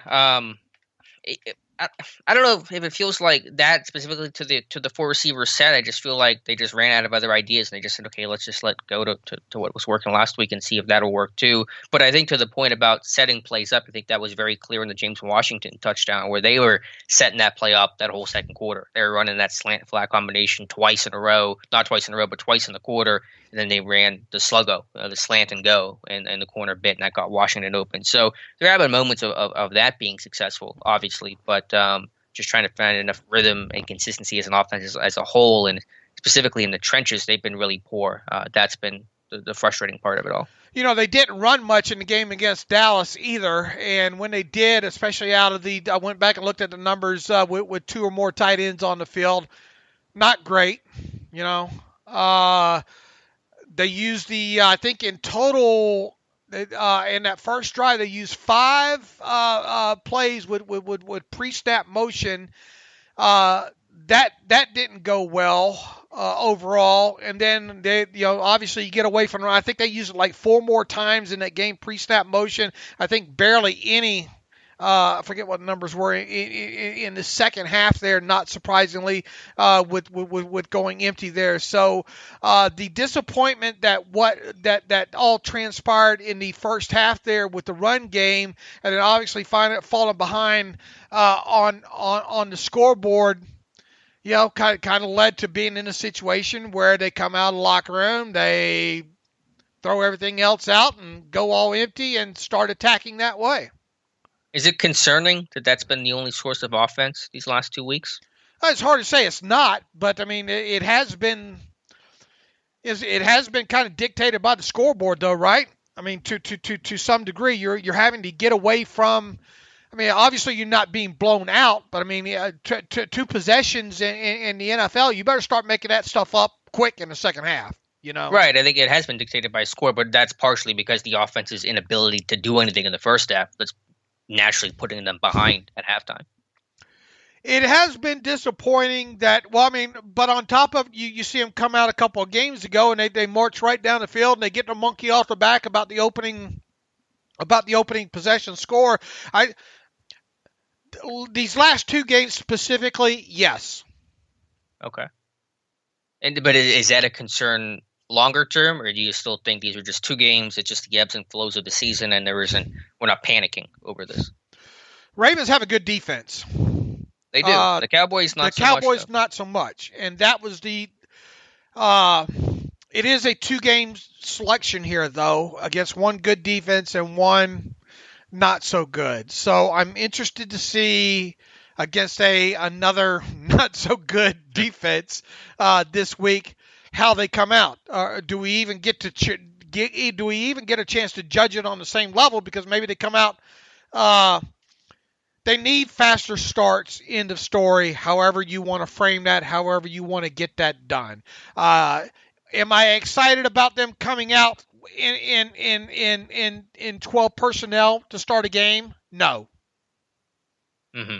Yeah, I would be willing to give the Ravens game a pass, and I basically did because that Ravens defense is so tough, and you just want to get the win however you have to get the win. The Dallas game, the fact that it was the same story to me was more concerning. And so what's the old saying, 1 is a moment, 2 is a trend, 3 is a problem. They better not make it happen for a third straight game where 0-1 is the only way this offense can move, because then it's going to be a real problem, especially against a lackluster Bengals defense. So I think Sunday's going to be a huge test. You don't need to come out just in 0-1, though. I mean, you can come out in 11 just the same. Right. Yeah, I want them to be able to have success in other personnel groupings. I don't want this to be the only method of success the rest of the season. I'm not saying that's going to happen. It obviously won't, but that's where the concern is. It's such a niche thing that's working, but it's the only part that's working right now.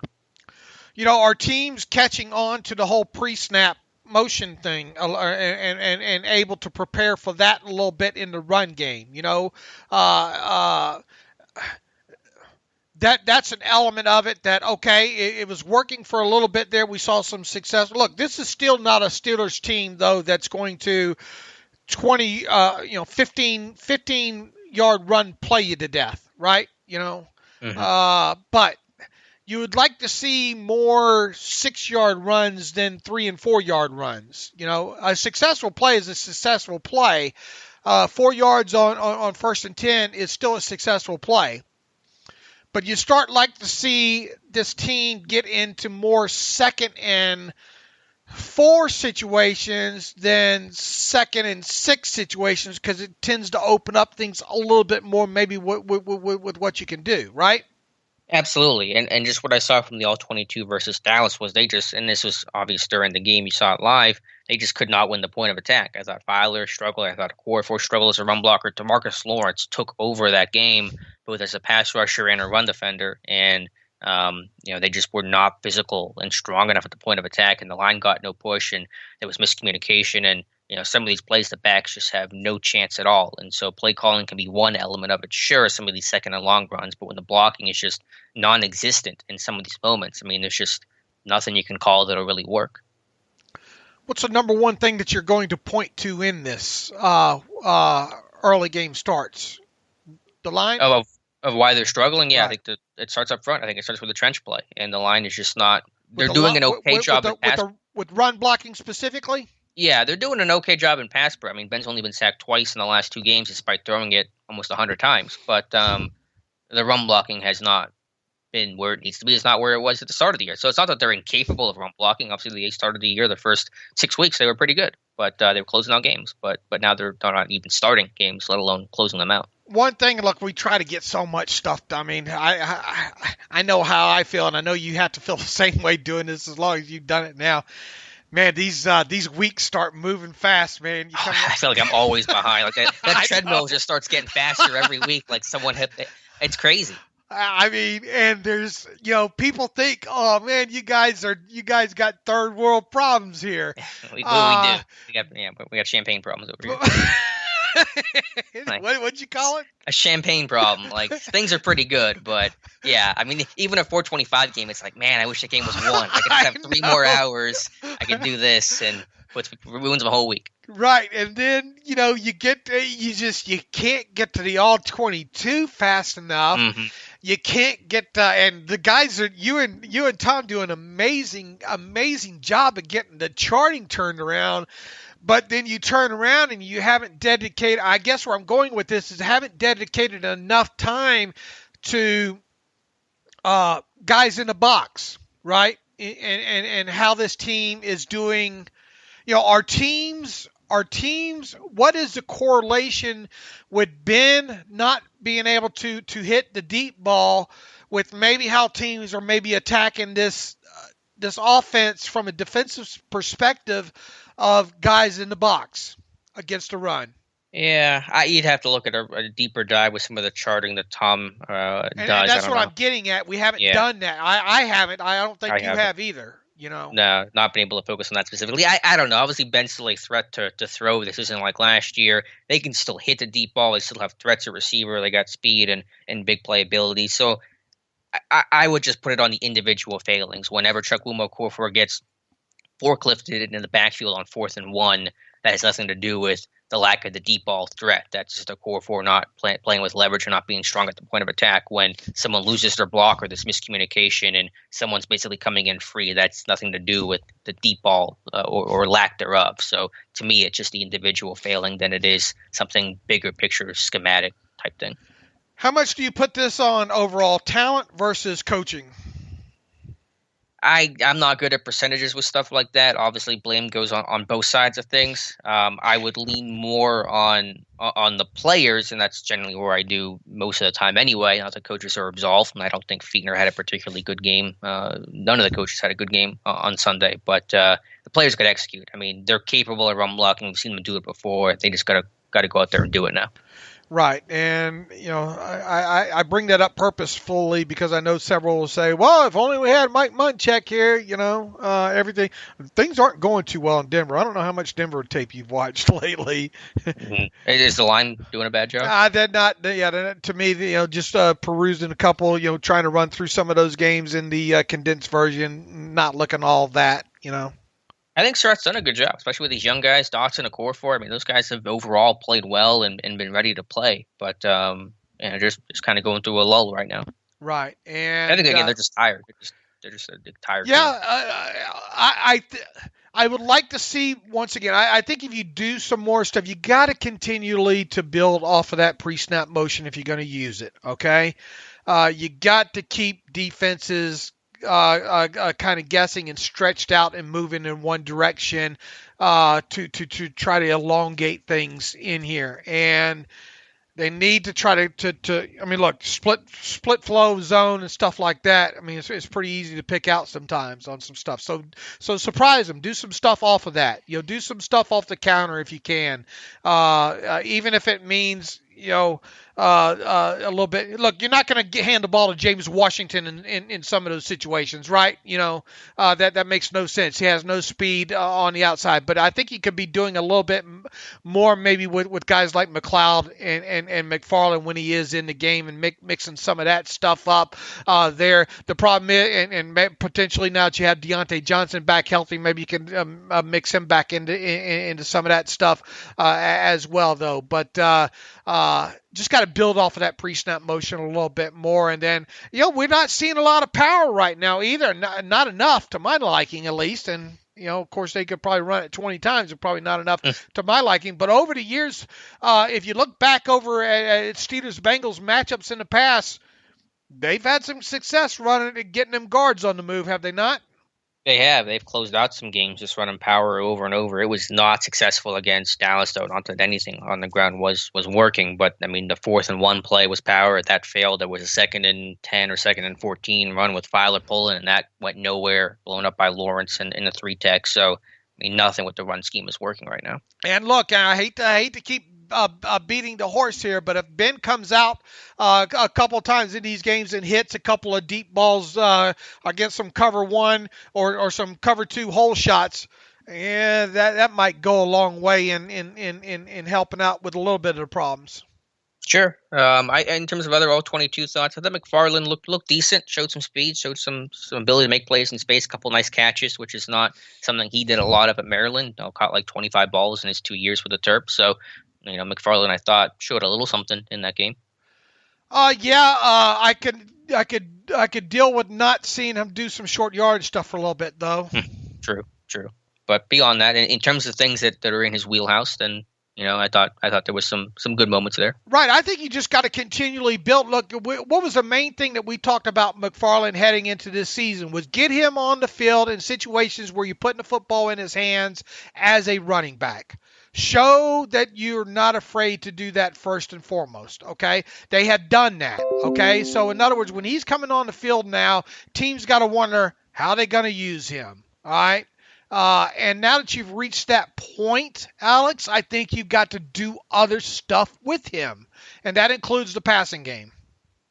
All right. Do you just trust him, I guess, enough to do some of that extra level stuff? I think, until he proves you otherwise, I think he's deserved that aspect of it. So yes.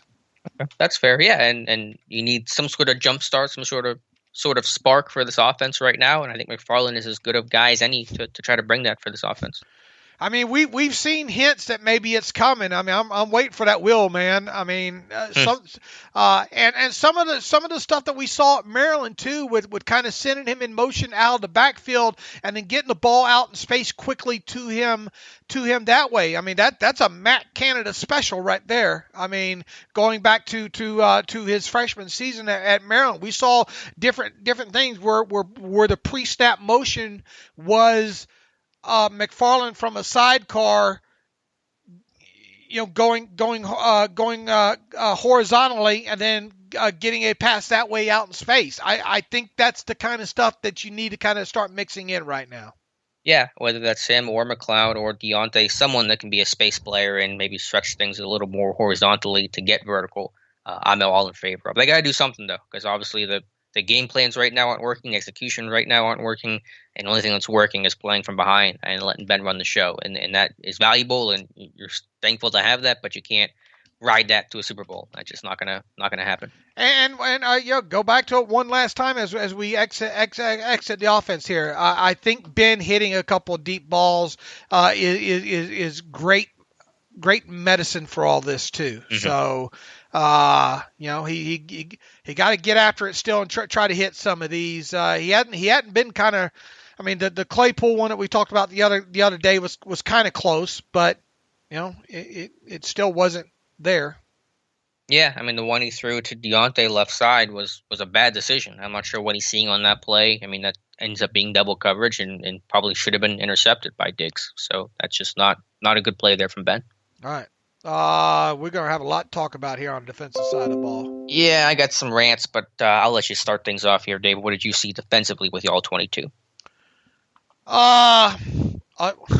It's right into kind of your wheelhouse there, I think. And the thing that we talked about and hinted about and was wanting to get to the tape to make sure was the situation, and that was the personnel usage.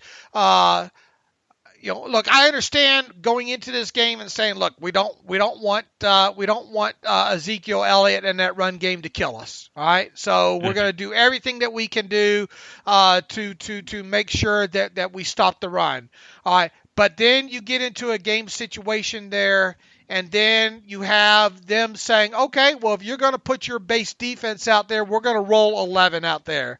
And we're going to see if we can, and if you're going to play a lot of zone with that, we're going to try to attack that and see if our inexperienced quarterback can make plays off of that.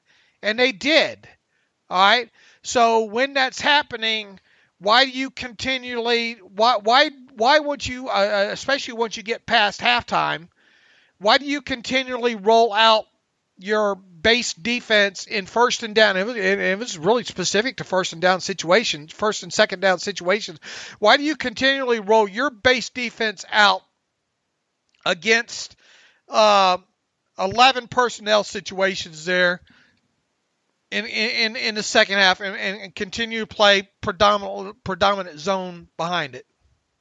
Yeah, I'm 100% with you, and I think we saw that in game, and I think everything I'm looking at after the game confirms that. The Steelers were in their base defense against the Cowboys 11 personnel, 3 receiver sets 16 times. If you exclude the 2 end-of-game drives where obviously the Cowboys had to throw it, the Steelers were in their base defense against 3 receiver sets 53% of the time, 5-3, and Gilbert, out of that 11 personnel against the base 3-4, went 8 for 10 for 69 yards, 1 touchdown, no picks, a quarterback rating of nearly 130. He had 2 more scrambles for 26 yards. And if you compare that to Gilbert's quarterback rating against any other Steelers personnel grouping, it was 128.8 versus a 3-4. It was 51.8 against everything else. And so you're seeing the success of 3 receivers on the field that forced linebackers to cover receivers, that forced you to play more zone coverage. That didn't allow T.J. Watt and Bud Dupree to get after the quarterback. And it also did not stop the run. So you'd think, okay, it at least did Butler's intent of stopping Zeke and stopping the run work. It did not. The Cowboys averaged over 10 yards a carry on their 4 runs against this personnel grouping and had 50% successful run rate, including a pair of 20-yard runs by Tony Pollard. So they did not stop the run. They did not stop the pass. They did not get pressure. They did not do anything well, and they continued to use this, and it was really the reason why Dallas had the success they had on offense and why this game was close and why Dallas almost won it. Right. They didn't – their overall intention didn't go well anyway. Right, yeah, they did not stop the run. I mean, had they stopped the run and shut down Zeke, you could say, well, that was a trade-off that was worth the juice was worth the squeeze. But they didn't. I mean, Dallas ran all over him. All right, the end result, and some people will say, well, you guys don't get I mean, they scored 19 points, which is probably 2 more than what 2 to 3 more than what the goal is every week to hear Keith Butler talk. However, I think in today's NFL right now, the way these offenses are moving the football, I think probably 19 points should be the water level mark, if you will. So let's assume that, okay, the goal is, look, if we've done our job, if we hold the opposition to 19 points, which they did, all right, it still doesn't mean that they're not beyond, dissection here. And, luckily you got a red zone interception there, which obviously was going to result in at least another 3 points, right? There in that game. You can't fault a player like T.J. Watt for getting beat by a wide receiver for a touchdown there. I thought that was schemed up perfectly. I've gone back. I've spent way too much time on that play. But it's quarters coverage, and the scheme, the way the three verticals are on the three by side, was run perfectly to stress the defensive backs out in that situation, and thus it's not surprising that T.J. Watt got. I think Gilbert had really the choice of down the quarter seam on that, or in the end zone to who was it? Lamb. In that situation. He had two throws in that situation. I think either one of them go for a touchdown. Right. I mean, that's why you play in your base defense against three receiver personnel, and that was third down, right? That was 3rd and 7. Yes. Why are you playing your base defense regardless on third and 7? I mean, Cam Sutton can cover. It's not like Cam Sutton's some sort of big liability in coverage and some weird kind of situation like that. I mean, that is just, again, the defense overall did not play bad. You're right, 19 points total allowed, although the Cowboys offense has been putrid without that.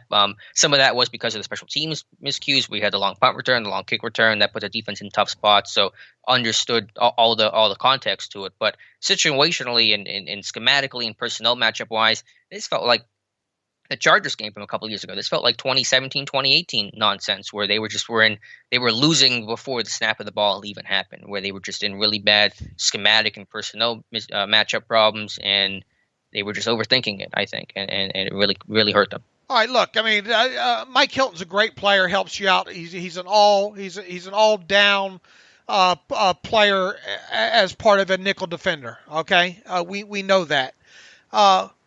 It begs the question, though, what is it about Cameron Sutton that they're not seeing to put him at least in some of those scenarios there? Are you afraid to take Vince Williams off the field or what? You know, it begs to question, and we'll see if Keith Butler's asked some of these tough questions this past week about why he would continue. Look, I understand you're going to fill him out in the first half and all like that, and do those kind of things with your base defense. All right, but even still, and you're giving up third down runs on top of it there, and then you're not, your base is not able to combat that 11 personnel there. Yeah, okay, I'm okay coming out of the locker room maybe with it. Not totally on board with it, but okay, but it's still not working. Why do you continually stick with it? That's the kind of question I'd like to see Keith Butler ask this week there. And then the other question would be, what is it about Cam Sutton that you're not wanting to give him the kind of snaps that you'd give Mike Hilton? Right. Yeah. I mean, I'm okay with the idea in principle coming out, but whenever it was obvious that Gilbert was making plays in the air, the Cowboys weren't afraid to throw the football. They did it 12 of their 16 times against the Steelers, staying in base, so they were clearly okay with passing it and having plenty of success and staying on schedule and getting Gilbert in a rhythm. Then you got to adjust. And I'm sure that the reason why they stayed in base was because they wanted to shut down the run, and they didn't want to have Cam Sutton. They didn't trust Cam Sutton as much to play the run as they would Mike Hilton, and I agree with that. But still, it was not working. The Cowboys were throwing it. They were easy completions. It was against zone coverage or matchup zone with linebackers on receivers. They just were not winning those battles, and you've got to make an adjustment, and they did not do that. And had they lost this game, we'd be talking about it even more. But that's just an issue that needs to go away, because eventually, if you do it enough, it's going to cost you. Why not just throw out your nickel personnel out there? And how many times did we see that? I forgot to ask you that, and I forgot to look that up in the charting as well too. How many times did we see true nickel in this game versus the Cowboys 11 personnel? I can give you the number. And how did the offense do against that? I can give you the number here in a second. I have it somewhere buried in my notebook. True nickel, not including dime, just nickel. Right. Is that what you're asking? 13 times. So 16 in base, 13 times they were in nickel. So they were in base more than they were in nickel. And that includes the fourth quarter drives, too. How many, let me rephrase it. How many nickel, isn't this great we can have these kind of conversations on the fly like this? Third world problems. Nickel versus 11 non-third down. Non-third down. Because obviously you're probably going to roll that out there, right. That or dime in. Well, they were. I'm sorry. Go ahead. That or dime in third and long situations. Yeah. Well, they were in base on that 3rd and 7, but point taken. 8, not including third downs. Okay, and how did they fare on those 8? The Cowboys had 46 yards on those 8 plays. In terms of passes, they had 6, and Gilbert went 3 for 6 on those. For what's the yardage on that? 3 for 6 for 42 yards. Okay, so they weren't bad on those, right? No, yeah, and they stopped them out of nickel too. I think Cowboys. These are obviously small sample sizes, but the Cowboys averaged like 2.3 yards per carry and 11 versus the Steelers nickel. So they stopped the run out of nickel. They didn't do it out of base. So, but how'd they do on a success play? You see what I'm saying here? How did nickel do against 11 on first and second down from a success rate? You gave me the yardage, but talking about the just overall, right. No, pass. You told me that they weren't bad in against the run out of nickel. Yeah, they weren't. All right. Well, how were they pass from a success rate play? 50%. And that's first or second down? Yes. Only? Yes. All right. But then those are passes. I don't know what the pass success rate is, but I assume it's higher than typical run success rate. So I think that's a pretty good number to be. Okay. I mean, it was 3 for 6, 3 completions for 14 yards. The other 3 were incomplete. So kind of interesting numbers there. Yeah, it's just one of those questions that unless it get asked, and we probably won't get the answer that we want anyway. But I think the takeaway here is why didn't they adjust in the second half to 11 personnel?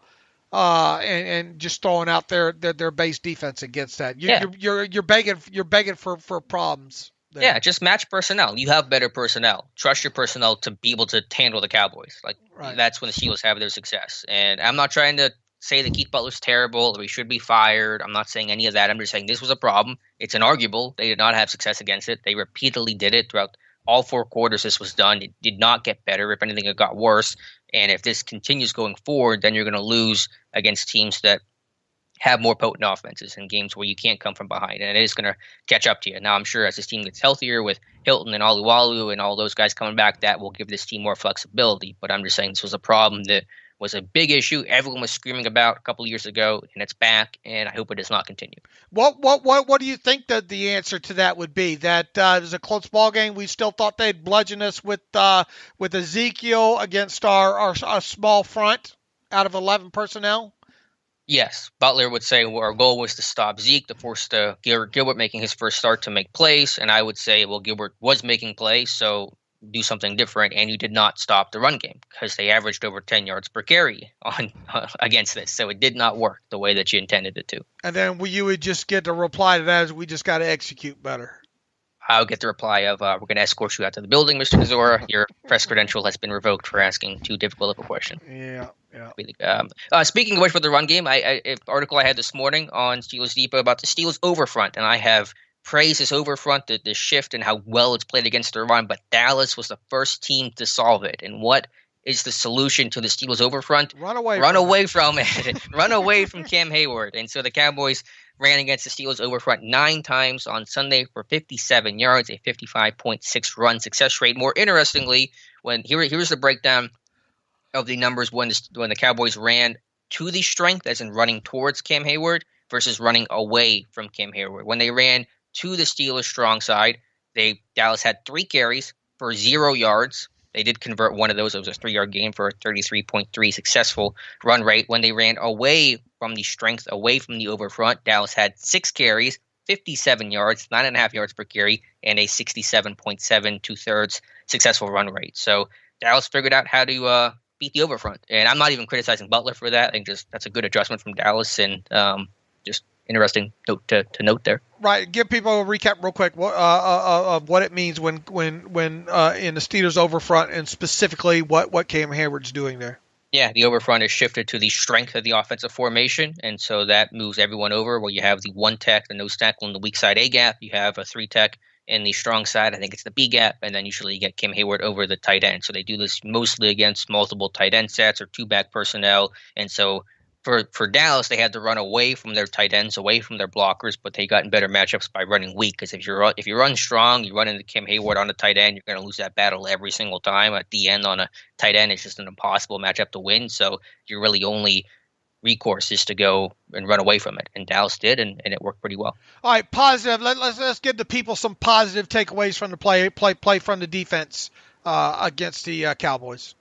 Yeah, I mean, there was one point where T.J. Watt had 6 straight plays with the pressure. I mean, he was getting after it late in the game. Minka Fitzpatrick, a great game. I thought Joe Hayden played well. Vince, obviously, with his tackles for loss. And again, as a whole, the defense only 19 points allowed. They were getting stops when they had to. 0 for 2 in the red zone. Yeah. Was it 0 for 2? Cowboys were 0 for 2 in the red zone. So it was the Minka pick, and what was the other failure? It was just holding to a field goal, I guess, at some point. Okay, yeah. So, I mean, situationally, this defense still played well, and I'm not knocking them overall as a defense too much, but obviously there were some concerns there that we talked about. And I think the TV I saw the other day, I said I thought that Carlos Davis represented himself well. I think for the most part, I think the all-22 backs that up. Yeah, I mean, he played more than I was thinking and anticipating. He played, 20? I had this conversation with you on Monday. I forget the number of snaps he played. But, yeah, he played. 14 snaps or 14. Something like that. Yeah. Played nose tackle. He played DN. His first career snap, he tackled Zeke. So he can always tell his kids, I tackled Ezekiel Elliott in my first career NFL snap. I thought overall Tuitt played well. Cam Hayward, geez, that guy's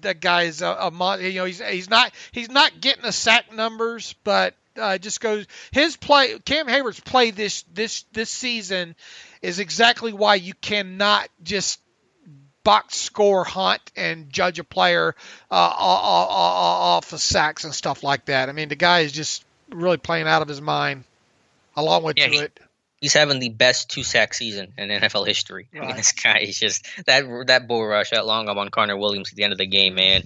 I mean, that's going to be on a highlight reel for years to come. Just discards him at the end too, throws him away like a candy wrapper, on that one there. What else positive before we move on here? For defense or just overall? Yeah. Just let's wrap a bow around it for. Yeah. What about the only positive thing I can tell you about special teams play is Jordan Dangerfield. My Lord, on that trick punt play, that guy gets. You watch that trick punt play and watch Jordan Dangerfield on that play. That's the reason why he's a special teams captain.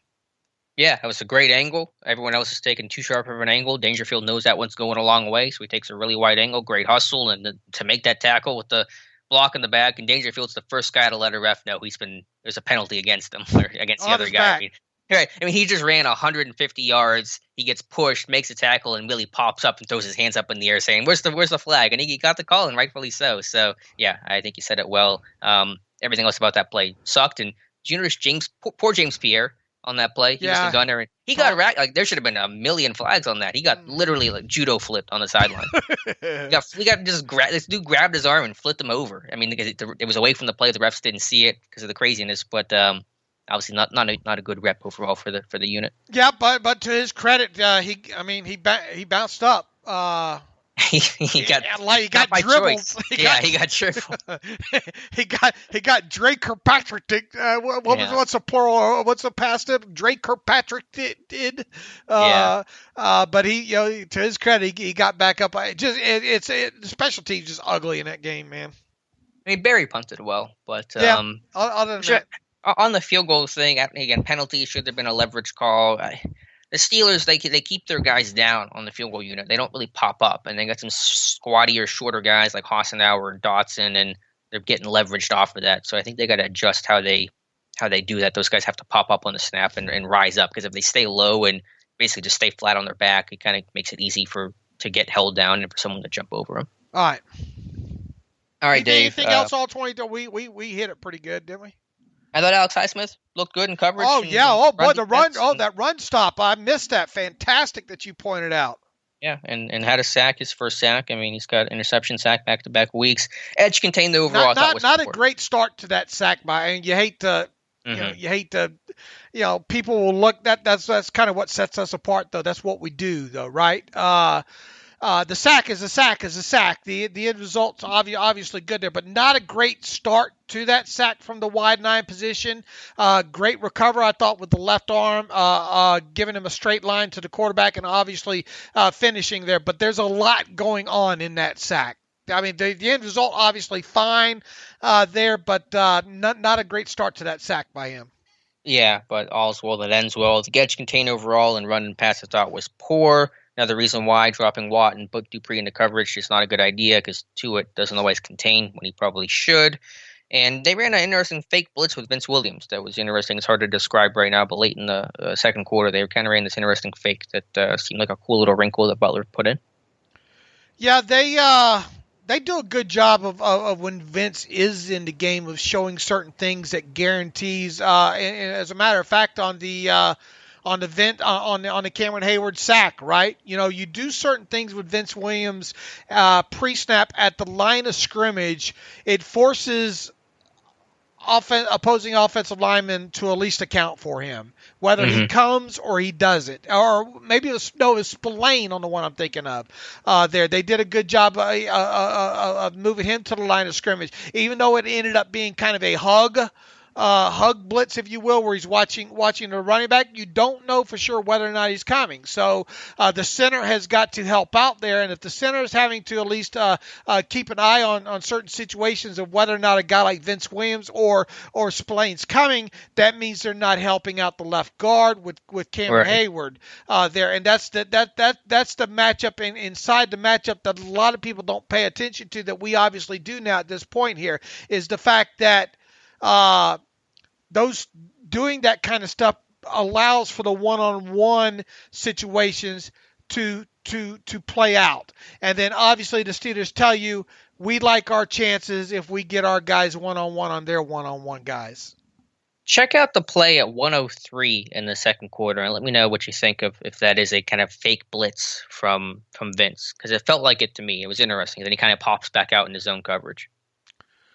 Okay, I will. And a report from Tom Pelissero this morning. The Steelers-Bengals game remains on schedule after positive COVID-19 test in both buildings in recent days per source. Both teams following protocols to isolate anyone with high-risk close contact exposure. Gotcha. I mean, yeah, they should play that game unless there's some sort of major outbreak in the next couple of days on Pittsburgh side. They should play that one. Just a question of who's going to be available. Right. Can you pull that play up now, or do you have a thought on it? Yeah, but Mike Garofalo says a Bengals practice squad player tested positive for COVID-19, and Cincinnati kept its defensive backs home this morning as a precaution. Sources tell me and Tom Pelissero contact tracing ongoing, but the expectation is the others will be cleared to practice this afternoon. The Bengals have already placed 5 players on the reserve COVID-19 list this past week. They played Sunday at Pittsburgh, where Ben Roethlisberger and 3 other players are quarantined after high-risk close contact with tight end Vance McDonald. So I think that catches us up there. What was the play in question here? 103 in the second. I'm trying to figure out, I'm looking at it now, did Vince fake the blitz there, or did he pop out because the center turned to his side because Spillane ended up coming? Right, I wonder if that's by design. I'm on the search button side here, so let me get to... if you have Game Pass, if you're listening, this is the portion of the show where it's the play along with Alex and Dave, and pull it up on your whatever device. Second quarter? Yeah, 103. It's the Cam Sutton fumble recovery by Minkah Fitzpatrick. My first thought was a fake blitz, but now I'm looking at it again. Maybe he popped out because the center slid to him. But anyway, an interesting thought. And Butler and I've got the play pulled up here, and what do you think? Oh yeah, that does just look like a disguise there. Right, because it feels like, okay, they're both going to come, so the quarterback's going to get the ball out quick. No, I'm going to drop in the zone and try to pop out in that window behind where Spillane's blitzing. But again, the center is sliding to that way, so I don't know. Maybe if the center slides away, he has freedom to blitz. I don't know. I like the wrinkle there regardless. It's kind of interesting look. Vince obviously has responsibility for the back, and he's blitzing the back anyway in that situation. Hard to... Well, the back stayed in. Didn't Zeke stay in? Yeah, he stayed in. He blocked Vince, right. No, he blocks Spillane. Oh, wait a minute. I'm looking at the all-22 here. Hold on. Yeah, look from the end zone view. Because Spillane blitzes, and Zeke picks him up. So Vince didn't have Zeke. Who's that popping out? That's Vince. Okay, I can't see the number here. Yeah, Vince pops out. Spillane comes, Vince pops out. Okay, all right, yeah, okay. Zeke gets Spillane there. Right, yeah, and so I see it now. Vince kind of faked it, and then I don't know. I just thought it was a cool little. I don't know if that's by design or because the center slid to his side. Right, I've got the end zone view pulled up here. Yeah, now. the end zone view is better than the aerial view on that. But I just like that little wrinkle. It didn't work in terms of Vince did not have an impact on the play. Yeah, that looks like it's an all. It looks like just bluffing that by Vince. Right, I like it. I don't know if I've seen that before in that way. So cool little wrinkle. The only other thing maybe that you could have done in that situation is sent him and then have the defensive lineman have somebody drop maybe out of that. Right. Yeah, Bud ended up dropping, but not one of the defensive linemen. Anyway, all right. Yeah, very very interesting. Good eye. All right, Dave. Anything else you want to talk about today, or do you want to get to some reader emails and close out today's show? I suppose we should get to the reader's email portion of the podcast here. Bryce is back in the email. 8-0. Let's see here. Where did it go here? I got a few more in here as well. 8-0. Hey, guys, it's Bryce. It was really fraudulent coaching on Mike McCarthy's part to not go for it on 4th and 1 in Steelers territory for a chance to go up 23-9. That is as bad as Doug Peterson's decision to kick a 58-yard field goal at Heinz Field. Oy vey. Your thoughts? Yeah, You want to pull off an upset. You know, I was surprised to see him not go for 4th and 1 there. Yeah, I think if you're the Dallas Cowboys, you're 2-6. You're the underdogs. You need wins. I think you got to be aggressive, and I'm sure there's some second guessing McCarthy's decisions in that one. I'm curious if there was a scenario where Fichtner was unavailable to the team on Sunday, i.e. COVID related. Who do you think would be next in line to call plays? Yeah, I mean, I don't spend a lot of time thinking about it, but I would guess that Matt Canada would have a big hand in handling that kind of stuff there. But I haven't really given a lot of thought to it. He's asking if Fichtner wasn't available? Right. Is there any reason why he's pointing out Fichtner in particular? I don't know. I think he's being around Ben, being around Vance, I guess. I don't know. Tomlin, I think, might just end up doing it because he knows Fichtner. He knows the system maybe even better than Canada does right now. Number 3, who played the best this past Sunday out of Carlos Davis, Mondo, and Bugs, and why? I haven't, look, like we said, we get into the tape. There's so many different angles. There's not enough time. This is the kind of stuff that'll work its way out with us when we go through the tape during the off season kind of aspect there. But at first blush, I'd say Carlos Davis played better of Mondo and Bugs. Yeah, I think they're all kind of lumped in the same. I might have a better answer for you on Friday. Who would I go with? Maybe Bugs. We're not drilling that stuff down too terribly deep here, but... Yeah, I might lean Bugs. I think they're all kind of on a similar plane, though, of play. Let's see here. Kevin Gomez. My question is in regards to the Cowboys players who were jumping over the line of scrimmage on field goals. Is this something that the Steelers were doing wrong schematically, or is it more of the long snapper just needs to do a better job of not allowing the jump up the middle? Also, Dave, I know you don't like talking about it, but honestly, don't pay attention to the guy talking about your stutter. It is not even noticeable, blah, blah, blah. Host an amazing podcast with a stutter is something to be proud of. In Australia, we have a word for guys like him. Not going to say it, but it starts with a C. Okay, thank you for that. Also, an idea for the app. I think it would be cool if it had alerts on the most recent Steelers news. Just something to think about. Thanks for that feedback on that, Kevin. I think you already hit some of that on that line of scrimmage on the field goals, Alex. Yeah, I put it less on the long snapper. He's got to focus on snapping the football. I think some of the guards next to him, though, they got to rise up more off the snap as opposed to just keeping their head down and trying to block, because it makes them pretty easy targets, especially because Hassenauer and Dotson aren't the tallest, biggest type of dudes. Like a Duran Gray would be a better guy to put out there. All right, Jason Campbell writes in, Senior Dave E. Senior Alex, long time, no right. Doesn't this personnel group 01 remind you of the old Patriots offense that used to shred the Steelers? Other than the ability to run effectively, it seemed like a good facsimile of that. Short routes, quick throws, no huddle, super effective ball management. Just have to get the run game moving. Thanks for your hard work as always. Seems though at times though what the Patriots used to do too is they would use that running back more and split him out sometimes too. In other words, go away from the 01 group sometimes. Yeah, they would be an empty, but they would come out in like 12 personnel or something, 11 personnel, and then spread you out. They would keep you in base and then make the linebackers cover, all 53 and a half yards. Right, or a tight end when they had Hernandez and Gronk, and that was a difficulty of them. Somebody made the comment, It's just like the 90s with Thigpen and Ernie Mills, and you remember that stuff better than I would, but that was the analogy that was given. All right.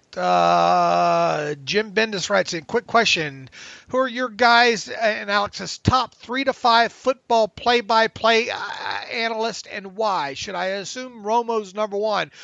Look, people say they don't like Romo. I don't see. I get giddy when Romo calls a game because as a former quarterback, he sees that stuff right away, offensively, defensively, and it helps and it gives me stuff instantly to say, okay, I want to go back and look at that on all 22 kind of aspect. I think Romo's number one. I think Louis Riddick does an amazing job in game kind of stuff. So Romo and Riddick right now, I think would be 1 and 2. I'm trying to think who would be number 3. I like Collinsworth. I know he gets a lot of crap. I like Chris Collinsworth. Yeah, I think he does. I get all the jokes. This is a guy, look, I mean, we all have, you could pull out my catchphrases that I go to, probably way too many of those on there. So, I don't have an issue of Romo. Who's next on the list? Charles Davis. Yeah, he does a nice job. Not to be too, I don't know what the word is, pedantic about it, but in terms of play-by-play, those are color guys, I love Ian Eagle. I think he's a great play-by-play announcer. Yeah, I think he does a good job. I think obviously Jim Nantz does a great job. College-wise, I can't get enough of Gus Johnson. I know why Gus Johnson. NFL games. I know, why is he no longer on NFL games? Or March Madness. Like he was perfect for March Madness. Oh man, I can't. Nobody gets me more hyped, and I know sometimes it's just silly, top of the lung kind of. Bedlam, I can't even image. I would listen to Gus Johnson read the phone book. He is a guy that, I really enjoy him. I think Mike. There's a lot of just play-by-play guys. I think that do a great job there. So I like any football game, Alex. I really. It's hard for me to not tune in to Colorado State. Man, I love Pac-12 after dark, man. You name it, man. I'll turn it on and watch it. I don't care. Yeah, but you're watching Pac-12 at the normal time. You're watching at like 10. It's like midnight over here for us. It's great to be me, and it sucks to be you, and it's great to have disabilities like I had that allow me to go 2-3 hours without sleep. It's on the bumper sticker of your car. Yeah, I am blessed all the way around here. Let me see if I can get Charles Munger. Alex should do a Twitter poll. If Ben is out against the Bengals, would the Steelers fans want to see Mason Rudolph start or run the Wildcat all game with McFarland? Okay. I already know the answer to that. Everyone would choose the answer that's not Mason. Whatever the answer other than Mason is, that's what Steelers Nation is going to choose. Buddy, BJ. Me versus Mason. I would win that poll. Yeah, BJ Pugh back in our emails here. Hi, Dave. Do you see the Steelers having 3 quarterbacks on the active roster for the game against the Bengals with Ben's knees and being placed on COVID? I would think dressing 3 quarterbacks might be necessary. Who do you think would not dress as a result? I will be shocked if they dress 3. Either Ben's ready or he's not ready to play. If he's on the COVID list, you're still going to dress 2. It's going to be Mason Rudolph and Dobbs. If you dress 3, you're not dressing somebody else, and that's just not what Tomlin does. So it would be a huge shock if they dressed 3 quarterbacks on Sunday against the Bengals. He says, I was listening to your Q&A live stream recording. I love the idea of an app where the app would really come in handy is for your ad-free users to be able to stay logged in a true premium experience. Okay, we'll look into that. Keep up the great work, Dave. You're anything but fungible to your terrible listeners. All right, I appreciate that. Look, this show is really, really taken on. Say what you will about. I think Alex and I have a great rapport. You would agree, Alex, right? I don't think we dread getting on here talking to each other. At least I don't. No. I think it's helpful. I don't either. I think it's helpful. We're cut from a similar cloth, and we can we speak the same language. We can talk about the same nitty gritty minutia use your word, type of football stuff. And on the flip side, I think we're a lot different in the people who we are and things that we have done in our life, or in your case, haven't done. Yeah, there is a night and day difference there for sure. Yeah, your book would probably be boring. My book is empty. It's blank. Yeah, it's very boring. Mine would be they'd have to put it in the fiction section because nobody would ever believe it. But no, in all seriousness, look. The show is what it is, and I think it's kind of developed into this thing. I hope people enjoy it on several levels, not just the football, which obviously is designed to be around there. We appreciate that. Devin writes in, David Knox, aside from all the minutia of the game on Sunday, like how the defense seemed tired, didn't come off blocks, didn't stay clean, it would be interesting to hear from a former player about this. Do players or defenses play differently when they are heavily favored? For example, attempting to accumulate stats rather than being sound, like Watt crashing down on the running back. Do you see over aggressiveness in these he's using a 4-letter word here, in these trap games being a problem? No, I think this player's guessing, making wrong decisions, and not staying disciplined. Call it what you will. It's bad play by Watt. I mean, he guessed wrong. They got hurt by it. I would hope that in the Steelers situation, obviously around the league, I can't speak, but I would hope that defensive players don't play differently when they are heavily favored. I would hope that would get nipped in the bud real quick. Yeah, I mean, you're going to play differently, let yourself get your butt kicked because you're favored to win the game? How does that help you? How does that make you feel good if you're against a team you should beat and you're getting your butt whooped? There's a disconnect there. So I don't really think that's the approach anyone takes. Now, if we're up 18-0 or 18 points in the fourth quarter and it's pin your ears back time, I might do some things that might increase my odds, and maybe I might rush and contain or leave a safety, leave somebody out on the corner out to dry. Okay.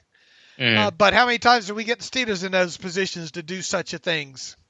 Yeah, I mean, obviously there's some situational stuff. I remember Cam Hayward against the Bengals in the blowout last year working on a spin move. I think he was just trying that in the game because he couldn't because there was no consequence. And it kind of worked. He almost got a sack on that play. So sometimes it'd be those things pop up. But overall, I think if anything, guys were pressing too much. Guys were trying to compensate for some of the injuries and not doing their job, and that's what got them into trouble. Well, we've heard it time and time again from Keith Butler. Guys trying to do too much. Right. I think we saw that Sunday. Worry about your gap. We saw it against the Cowboys a couple years ago, didn't we? On the Zeke one? Jarvis Jones error. That led to the Zeke touchdown. Yeah. That stuff pops up from time to time. People just try to do too much, and it's a constant battle. This one from Chris Bailey. Hi, David Knox. Happy 8-0 Tuesday. This is from Tuesday. Though we are holding on to our unbeaten record by our fingertips.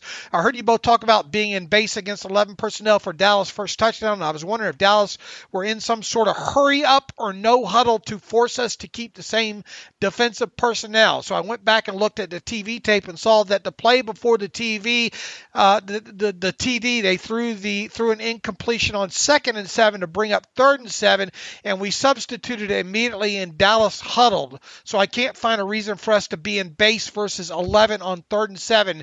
Is there anything in the all 22 or interviews with the coaches that can help us explain the decision? Good eye on a Tuesday, Chris, and hopefully Chris is from East Sussex, England. I hope you enjoyed our conversation on that and Alex's post on that.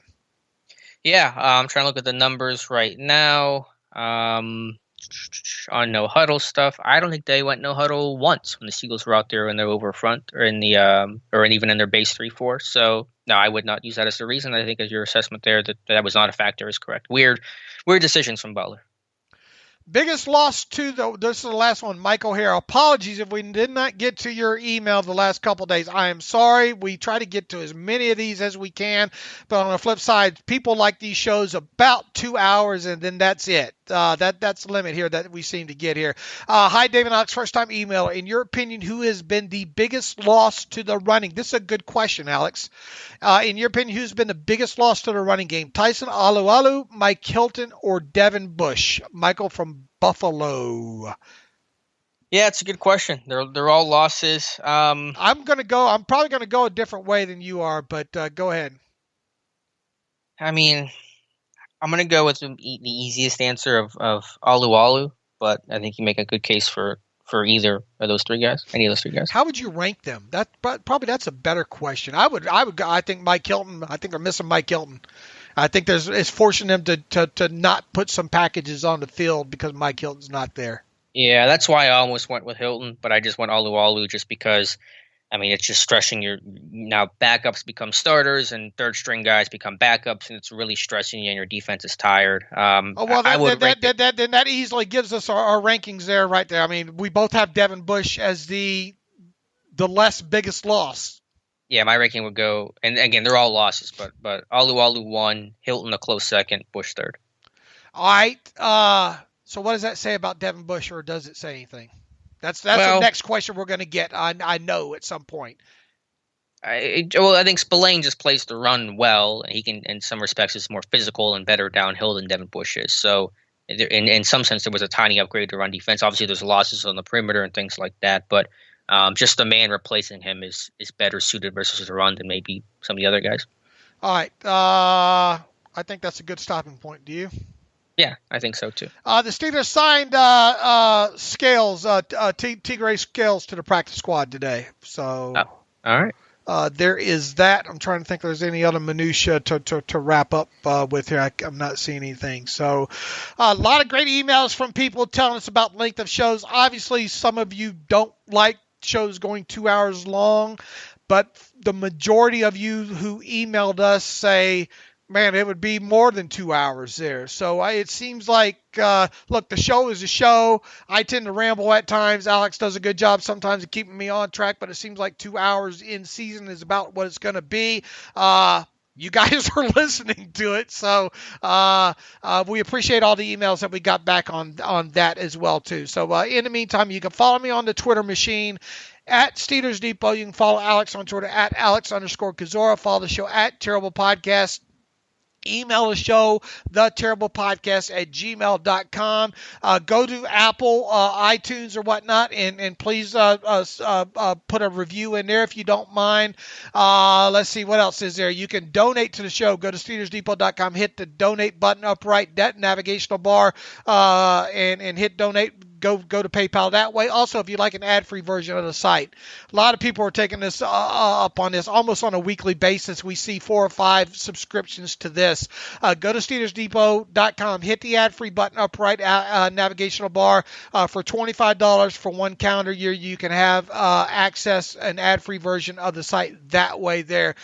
Alex, great job. And because of us recording this podcast, we're now even further behind on our work that we need to do this week. We're like the hamster in the wheel there. And it never stops. Thanks for listening. And as always, thanks for listening to the Terrible Podcast with Dave and Alex.